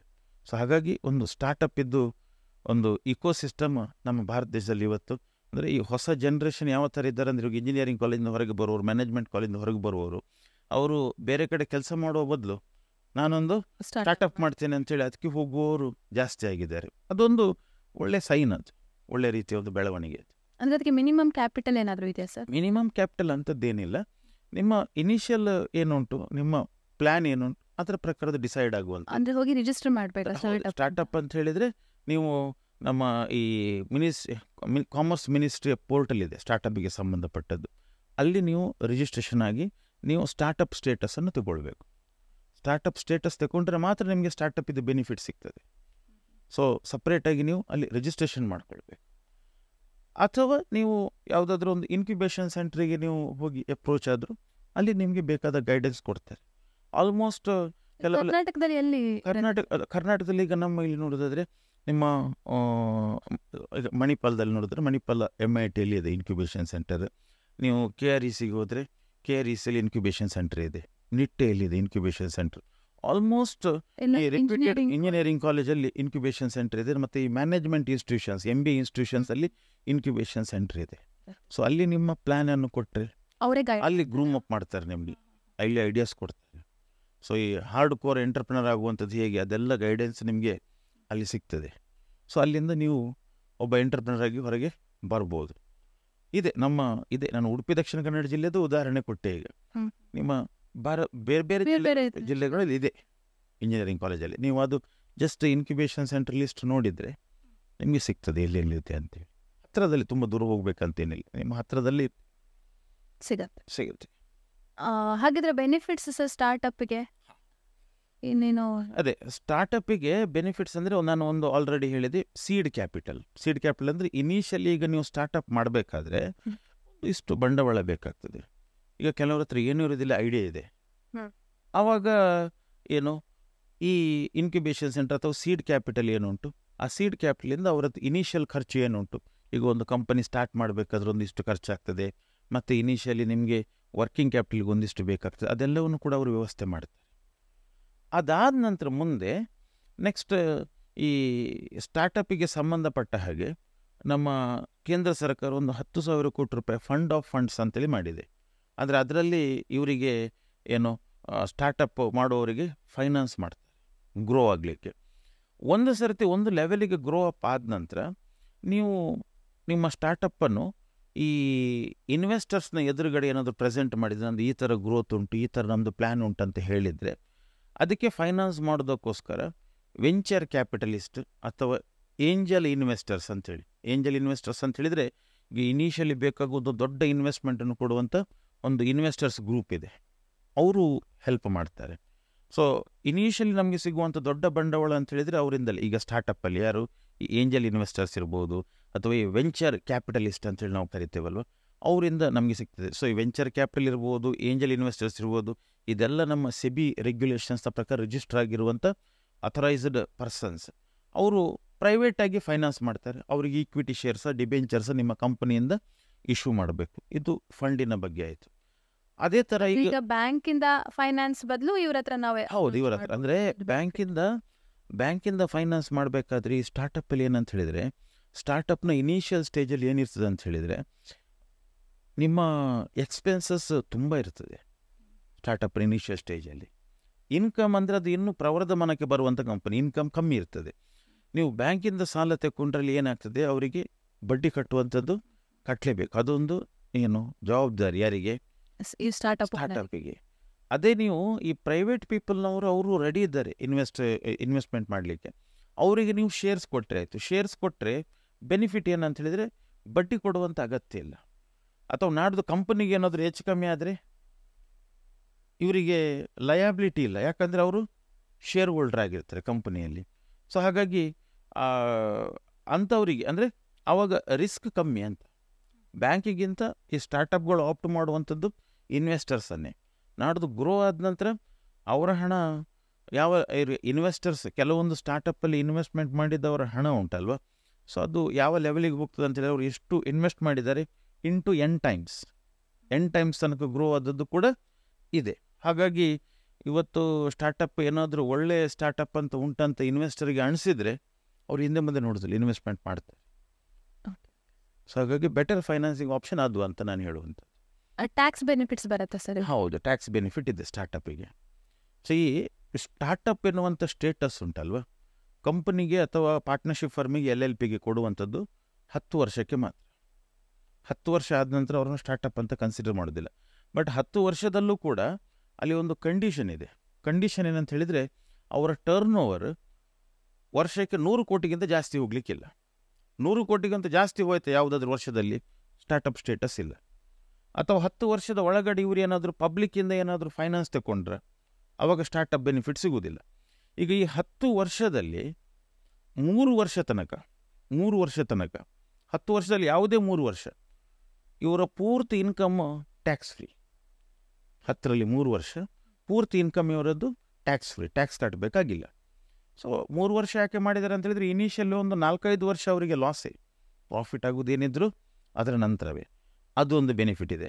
ಮತ್ತು ಈ ಸ್ಟಾರ್ಟಪ್ಪಿನ ಶೇರ್ಸ್ ಒಬ್ಬರಿಂದ ಮತ್ತೊಬ್ಬರಿಗೆ ಟ್ರಾನ್ಸ್ಫರ್ ಆಗುವಾಗ ಅಲ್ಲಿ ಲಾಭ ಬರ್ತದೆ. ಲಾಭ ಬರುವಾಗ ಅದಕ್ಕೆ ನಾವು ಕ್ಯಾಪಿಟಲ್ ಗೇನ್ ಅಂತೇಳಿ ಕರಿತೇವೆ. ಆ ಕ್ಯಾಪಿಟಲ್ ಗೇನ್ನ ಮೇಲೂ ಟ್ಯಾಕ್ಸ್ ಇಲ್ಲ ಸ್ಟಾರ್ಟಪ್ ಇದು ಶೇರ್ಸ್ ಆಗಿದ್ದರೆ.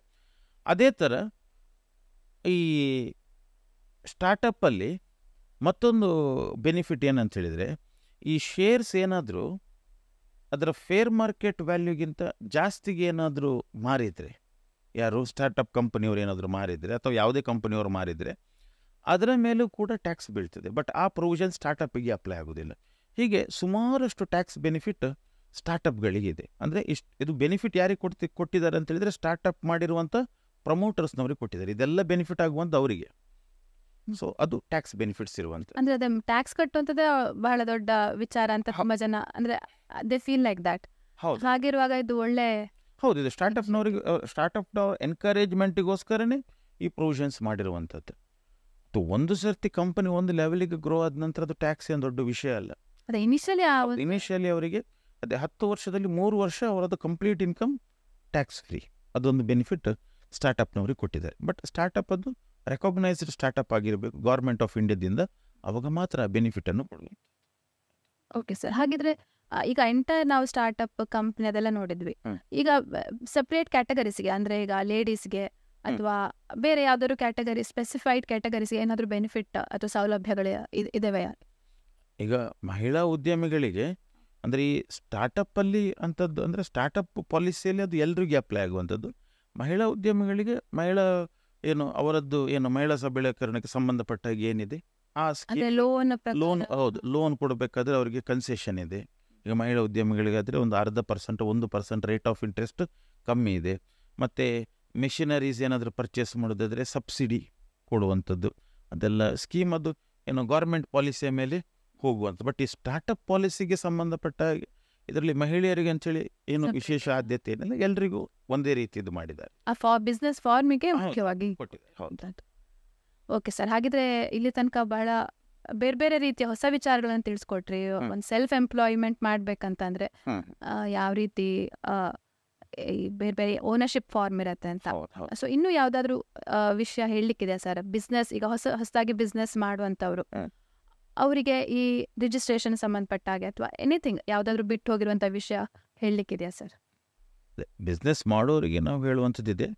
ಏನಂತ ಹೇಳಿದರೆ, ಒಂದು ಬಿಸ್ನೆಸ್ ಮಾಡೋದಿದ್ರೆ ಒಂದು ಧೈರ್ಯ ಬೇಕು ಎಲ್ಲದಕ್ಕೂ. ಈ ಬಿಸ್ನೆಸ್ಸಲ್ಲಿ ಏನಂದರೆ ಧೈರ್ಯಂ ಸರ್ವತ್ರ ಸಾಧನಂ ಅಂತ.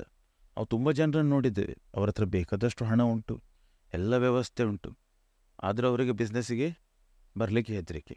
ಏನೋ ಇಲ್ಲದವ ಏನೋ ಒಂದು ಮಾಡಿಕೊಂಡು ಬಿಸ್ನೆಸ್ಸಲ್ಲಿ ಸಕ್ಸಸ್ ಆದವರು ಇದ್ದಾರೆ. ಅದು ಒಂದು ಪಾಯಿಂಟ್. ಮತ್ತೊಂದು ಪಾಯಿಂಟ್ ಏನಂತ ಹೇಳಿದರೆ ವಿಷನ್ ಇರಬೇಕು.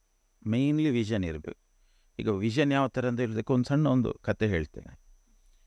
ಈಗ ಒಬ್ಬ ಚಪ್ಪಲ್ ಮಾರುವವ ಒಂದು ದ್ವೀಪಕ್ಕೆ ಹೋದಂತೆ, ಒಂದು ಸಮುದ್ರದಲ್ಲಿರುವಂಥ ದ್ವೀಪದ ಕಡೆಗೆ ಹೋದ. ಚಪ್ಪಲಿತ್ತು ಅವನ ಹತ್ರ. ಆ ದ್ವೀಪಕ್ಕೆ ಹೋದಾಗ ಆ ದ್ವೀಪದಲ್ಲಿ ಯಾರೂ ಚಪ್ಪಲ್ ಹಾಕೋದಿಲ್ಲ ಅಂತ ಕೇಳಿದಂತೆ. ಇಲ್ಲಿ ಚಪ್ಪಲ್ ಆಗುತ್ತೆ ಅಂತ ಗೊತ್ತಿಲ್ಲ, ಚಪ್ಪಲ್ ಹಾಕುವಂಥ ಸಂಪ್ರದಾಯವೇ ಇಲ್ಲ ಅಂತ. ಅದೇ ಅವ ಏನಾದರೂ ವಿಷನರಿ ಬಿಸ್ನೆಸ್ ಮ್ಯಾನ್ ಆಗಿದ್ರೆ ಅವ ಏನು ಮಾಡ್ತಾನೆ, ಅಲ್ಲೇ ನಿಲ್ತಾನೆ, ನಂಗೆ ಇಲ್ಲಿ ಒಂದು ಆಪರ್ಚುನಿಟಿ ಉಂಟು ಅಂತೇಳಿ ನಿಲ್ತಾನೆ. ಅದೇ ಅವ ಏನು ಕ್ರಿಯೇಟಿವ್ ಮೈಂಡ್ ಅಲ್ಲದಿದ್ರೆ ಅವ ಏನು ಮಾಡ್ತಾನೆ, ಇದು ನನಗೆ ಉಪಯೋಗಕ್ಕೆ ಬರುವಂಥದ್ದಲ್ಲ ದ್ವೀಪ, ನಾನು ಬೇರೆ ಕಡೆ ಹೋಗ್ತೇನೆ ಅಂಥೇಳಿ ಬೇರೆ ಕಡೆ ಹೋಗ್ತಾನೆ. ಅವ ವಿಷನರಿ ಇದ್ದರೆ ಅಲ್ಲೇ ಹೇಳ್ತಾನೆ ಚಪ್ಪಲ್ನ ಬೆನಿಫಿಟ್ ಏನು, ಚಪ್ಪಲ್ ಹಾಕಿದ್ರಿಂದ ಏನಾಗ್ತದೆ ಅಂಥೇಳಿ ಅಲ್ಲಿ ಒಂದು ಬಿಸ್ನೆಸ್ ಕ್ರಿಯೇಟ್ ಮಾಡಿ ಅಲ್ಲಿ ಒಂದು ದೊಡ್ಡ ಬಿಸ್ನೆಸ್ ಮ್ಯಾನ್ ಆಗ್ತಾನೆ. ಸೊ ಆ ಥರದ ಒಂದು ವಿಷನರಿ ಮೈಂಡ್ ಒಬ್ಬ ಬಿಸ್ನೆಸ್ ಮ್ಯಾನಲ್ಲಿ ಇರಬೇಕು. ಮತ್ತು ಈ ರಿಜಿಸ್ಟ್ರೇಷನ್ ಮತ್ತು ಈ ಲೈಸೆನ್ಸ್ ಇದೆಲ್ಲ ಒಂದು ಇದರ ಬಗ್ಗೆ ನಾನು ಹೇಳೋದಾದ್ರೆ ಏನಂತ ಹೇಳಿದರೆ, ಇವತ್ತು ತುಂಬ ಜನ ನಾನು ಬಿಸ್ನೆಸ್ ಮ್ಯಾನ್ ನೋಡಿದ್ದೇನೆ, ನಮಗೆ ಬ್ಯಾಂಕಲ್ಲಿ ಸಾಲ ಕೊಡಲಿಲ್ಲ, ಹಾಗೆ ಮಾಡ್ತಾರೆ ಹೀಗೆ ಮಾಡ್ತಾರೆ ಅಂತ. ಆದರೆ ಒಂದು ಇಲ್ಲಿ ಏನಂತ ಹೇಳಿದರೆ, ನೀವು ಕಾನೂನಾತ್ಮಕವಾಗಿ ಏನೆಲ್ಲ ನೀವು ಮೇಂಟೈನ್ ಮಾಡಬೇಕು ಅದೆಲ್ಲವೂ ನಿಮ್ಮ ಹತ್ರ ಇದ್ದರೆ, ಈಗ ಫಾರ್ ಎಕ್ಸಾಂಪಲ್ GST, ನೀವು GST ರಿಜಿಸ್ಟ್ರೇಷನ್ ಮಾಡಿಕೊಂಡ್ರೆ ನಿಮ್ಮ ಟರ್ನ್ ಓವರ್ ಏನು, ಅಥೆಂಟಿಕೇಟ್ ಟರ್ನ್ ಓವರ್ ಇನ್ಫಾರ್ಮೇಷನ್ ಬ್ಯಾಂಕಿನವರಿಗೆ ಸಿಗ್ತದೆ. ನೀವು ಹೇಳ್ತೀರಿ ನನ್ನ ಹತ್ರ ಬಿಸ್ನೆಸ್ ಉಂಟಂತೇಳಿ, ಬಟ್ ಅವರಿಗೆ ಕನ್ಫರ್ಮ್ ಆಗುವಂಥದ್ದು ಹೇಗೆ? ನೀವು ಅದು ಇನ್ಕಮ್ ಟ್ಯಾಕ್ಸ್ ರಿಟರ್ನ್, ಈಗ ತುಂಬ ಜನ ಬರ್ತಾರೆ ಸಾಲ ಬೇಕು, IT ರಿಟರ್ನ್ ಫೈಲ್ ಮಾಡಿರೋದಿಲ್ಲ. IT ರಿಟರ್ನ್ ಫೈಲ್ ಮಾಡಿದ್ರೆ ಅವರು ಹೇಗೆ ನಂಬುವಂಥದ್ದು? ಈಗ ಎಂಪ್ಲಾಯಿ ಆದರೆ ಅವನದ್ದು ಡೀಟೇಲ್ ಅವರಿಗೆ ಸಿಗ್ತದೆ, ಸರ್ಟಿಫಿಕೇಟ್ ಸಿಗ್ತದೆ. ಸೊ ನೀವು ಇನ್ಕಮ್ ಟ್ಯಾಕ್ಸ್ ರಿಟರ್ನ್ ಇಲ್ಲ, GST ರಿಟರ್ನ್ ಇಲ್ಲ. ಅದೇ ರೀತಿ ನಿಮ್ಮ ಬಿಸ್ನೆಸ್ಸಲ್ಲಿ ಎಷ್ಟು ಜನ ಎಂಪ್ಲಾಯೀಸ್ ಇದ್ದಾರೆ, ಈಗ ಎಂಪ್ಲಾಯೀಸ್ ಇದ್ದರೂ ಕೂಡ ಅವರಿಗೆ ಏನು ಕೊಡಬೇಕು, PF ಬೆನಿಫಿಟ್ ಕೊಡಬೇಕು, ESI ಬೆನಿಫಿಟ್ ಕೊಡಬೇಕು.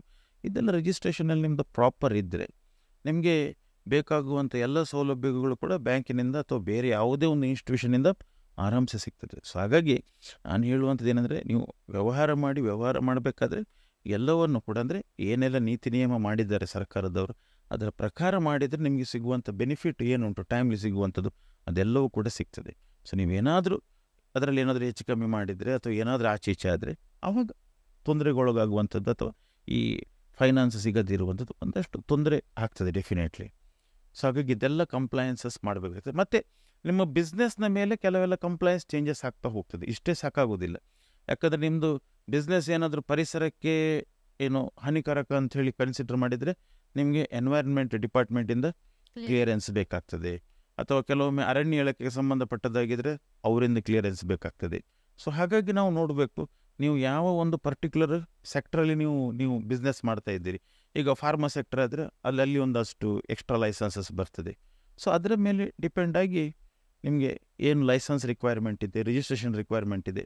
ಕೆಲವೊಮ್ಮೆ ಅದು ಜಾಸ್ತಿ ಇರ್ತದೆ, ಕೆಲವೊಂದು ಕಡೆ ಕಮ್ಮಿ ಇರ್ತದೆ. ಆದರೆ ಮೊದಲಿನಕ್ಕಿಂತ ಈಗ ಕಂಪ್ಯಾರಿಟಿವ್ಲಿ ತುಂಬ ಪ್ರೊಸೆಸ್ ಈಸಿ ಆಗಿದೆ. ಹೌದು, ತುಂಬ ಪ್ರೊಸೆಸ್ ಈಸಿ ಆಗಿದೆ. ಈಗ ಎಲ್ಲವೂ ಕೂಡ ಆನ್ಲೈನ್ ಪ್ರೊಸೆಸ್. ಮತ್ತು ಏನು ಮಾಡ್ತಿದ್ದಾರೆ ಅಂತ ಹೇಳಿದರೆ, ಆದಷ್ಟು ಕಂಪ್ಲೈನ್ಸಸ್ಸನ್ನು ಕಮ್ಮಿ ಮಾಡ್ತಾ ಇದ್ದಾರೆ. ಅಂದರೆ ಈ ಕಂಪ್ಲೈನ್ಸಸ್ ಅಂದರೆ ಹಿಂದೆ ಹೇಗಿತ್ತು ಅಂತ ಹೇಳಿದರೆ, ಸೆಲ್ಫ್ ಕಂಪ್ಲೈನ್ಸ್ ಇರಲಿಲ್ಲ. ನಿಮ್ಮ ಮೇಲೆ ಎಲ್ಲರೂ ಈ ಬೇರೆ ಬೇರೆ ಗೌರ್ಮೆಂಟ್ ಡಿಪಾರ್ಟ್ಮೆಂಟ್ನವರು ಕಣ್ಣಿಡ್ತಾಯಿದ್ರು, ಎಲ್ಲವೂ ಕೂಡ ಅವರ ಕಂಟ್ರೋಲ್ ಇತ್ತು. ಇವತ್ತು ಹೇಗೆ ಅಂತ ಹೇಳಿದರೆ, ಎಲ್ಲವನ್ನೂ ಕೂಡ ನಾವೇ ನೋಡ್ಕೊಳ್ಬೇಕಾಗ್ತದೆ, ಎಲ್ಲವನ್ನೂ ಕೂಡ ನಾವೇ ಪಾಲಿಸಬೇಕಾಗ್ತದೆ. ಏನಾದರೂ ಹೆಚ್ಚು ಕಮ್ಮಿ ಆದರೆ ಗೌರ್ಮೆಂಟ್ನವರು ಇಂಟರ್ಫಿಯರ್ ಆಗ್ತಾರೆ. ಅಂದರೆ ಈಗಿನ ಪರಿಸ್ಥಿತಿ ಹೇಗೆ ಅಂತ ಹೇಳಿದರೆ, ಸರ್ಕಾರಗಳು ಬಿಸ್ನೆಸ್ ಮ್ಯಾನನ್ನು ನಂಬ್ತವೆ. ಹಿಂದೆ ಹೇಗಿತ್ತು ಅಂತ ಹೇಳಿದರೆ, ಸರ್ಕಾರದವರು ಬಿಸ್ನೆಸ್ ಮ್ಯಾನನ್ನು ನಂಬ್ತಾ ಇಲ್ಲ, ಇವರು ಮಾಡುವಂಥದ್ದು ಬೇರೆನೇ ಅಂಥೇಳಿ ಅವಾಗ ಇನ್ಸ್ಪೆಕ್ಟರ್ ರಾಜ್ ಅಂತೇಳಿ ಕರಿತಿದ್ರು. ಇನ್ಸ್ಪೆಕ್ಟರ್ ರಾಜ್ ಅಂತ ಹೇಳಿದರೆ ಪ್ರತಿದಿನ ಯಾವುದಾದ್ರೂ ಒಬ್ಬ ಡಿಪಾರ್ಟ್ಮೆಂಟ್ನ ಇನ್ಸ್ಪೆಕ್ಟರ್ ನಿಮ್ಮ ಕಡೆ ಬರ್ತಾಯಿದೆ. ಇವತ್ತು ಸೇಲ್ಸ್ ಟ್ಯಾಕ್ಸ್ ಡಿಪಾರ್ಟ್ಮೆಂಟಿಂದ ಬಂದರೆ ನಾಳೆ ಲೇಬರ್ ಡಿಪಾರ್ಟ್ಮೆಂಟಿಂದ ಮತ್ತೊಬ್ಬ. ಇವಾಗ ಹಾಗಿಲ್ಲ, ನೀವು ಒಂದು ಮುಕ್ತವಾಗಿ ಇದು ಮಾಡ್ಬೋದು. ನೀವು ಮಂತ್ಲಿ ಏನು ರಿಟರ್ನ್ ಫೈಲ್ ಮಂತ್ಲಿ ಅಥವಾ 3 months ಒನ್ಸ್ ರಿಟರ್ನ್ ಫೈಲ್ ಮಾಡಲಿಕ್ಕೆ ಏನುಂಟು ಅದನ್ನು ಫೈಲ್ ಮಾಡಿದರೆ, ಪ್ರಾಪರಾಗಿ ಫೈಲ್ ಮಾಡಿದರೆ ನಿಮ್ಮನ್ನು ಯಾರು ಕೂಡ ಕೇಳಲಿಕ್ಕೆ ಬರುವಂಥದ್ದಿಲ್ಲ. ಏನಾದರೂ ಹೆಚ್ಚು ಕಮ್ಮಿ ಆದರೆ ಕೇಳಲಿಕ್ಕೆ ಬರ್ತಾರೆ. ಸೊ ಹಾಗಾಗಿ ಒಂದು ಲಿಬರಲೈಸ್ಡ್ ಎನ್ವೈರ್ನ್ಮೆಂಟ್ ಇದೆ, ಕಠಿಣ ನಿಯಮಗಳು ಯಾವುದೂ ಇಲ್ಲ. Okay sir. ಸೊ ತುಂಬ ಒಳ್ಳೆಯದಾಗಿ ತಿಳಿಸ್ಕೊಟ್ರಿ. ಬಿಸ್ನೆಸ್ ಈಗ ಏನು ಗೊತ್ತಿಲ್ಲದವ್ರಿಗೂ ಕೂಡ ತಾವೊಂದು ಬಿಸ್ನೆಸ್ ಮಾಡ್ಬೋದು ಹೇಳೋಂಥ ಒಂದು ಆಶಾಕಿರಣ ಮೂಡ್ಬೋದು ಈ ಒಂದು ವಿಡಿಯೋ ತಮ್ಮ ಮಾತು ಕೇಳಿಕೊಂಡು.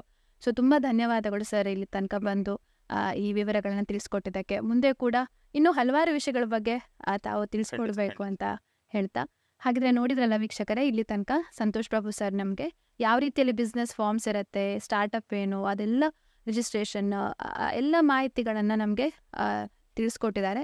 ಸೊ ನೀವು ಕೂಡ ಈ ರೀತಿ ಬಿಸ್ನೆಸ್ ರಿಲೇಟೆಡ್ ಡೀಟೇಲ್ಸ್ಗಳನ್ನು ತಿಳ್ಕೊಳ್ಳಿ. ಹಾಗೆ ನೀವು ಸೆಲ್ಫ್ ಎಂಪ್ಲಾಯ್ಮೆಂಟ್ ಆಗಬೇಕು ಅಂತ ಬಯಸಿದರೆ ನೀವು ಕೂಡ ಆ ಒಂದು ವಿಧಾನಗಳನ್ನು ತಿಳ್ಕೊಂಡು ಸ್ವಲ್ಪ ನಾವು ಸ್ಟಡಿ ಮಾಡಿ ರಿಸರ್ಚ್ ಮಾಡಿದರೆ ಖಂಡಿತವಾಗಿಯೂ ನಮ್ಮ ಸ್ವಂತ ಬಿಸ್ನೆಸ್ಸನ್ನು ಸ್ಟಾರ್ಟ್ ಮಾಡ್ಬೋದು ಅಂತ ಹೇಳ್ತಾ, ಇನ್ನು ಮುಂದಿನ ದಿನಗಳಲ್ಲಿ ಇನ್ನೂ ಹಲವಾರು ರೀತಿಯ ಜನಸಾಮಾನ್ಯರಿಗೆ ಹೆಲ್ಪ್ ಆಗುವಂಥ ಈ ರೀತಿಯ ಪಾಡ್ಕಾಸ್ಟ್ಗಳನ್ನು ನಾವು ಮಾಡಲಿಕ್ಕಿದ್ದೇವೆ. ಸೊ ಈ ವಿಡಿಯೋ ಇಷ್ಟ ಆಗಿದ್ರೆ ಲೈಕ್, ಕಮೆಂಟ್, ಶೇರ್, ಸಬ್ಸ್ಕ್ರೈಬ್ ಮಾಡಲಿಕ್ಕೆ ಮರಿಬೇಡಿ. ಹಾಗೆ ಈ ವಿಡಿಯೋನ ನಿಮ್ಮ ಫ್ರೆಂಡ್ಸಿಗೆ, ಫ್ಯಾಮಿಲಿಗೆ ಶೇರ್ ಮಾಡಿ ಅಂತ ಹೇಳ್ತಾ ಇವತ್ತಿನ ವಿಡಿಯೋನ ಮುಗಿಸ್ತಾ ಇದ್ದೇನೆ. ನಮಸ್ತೆ.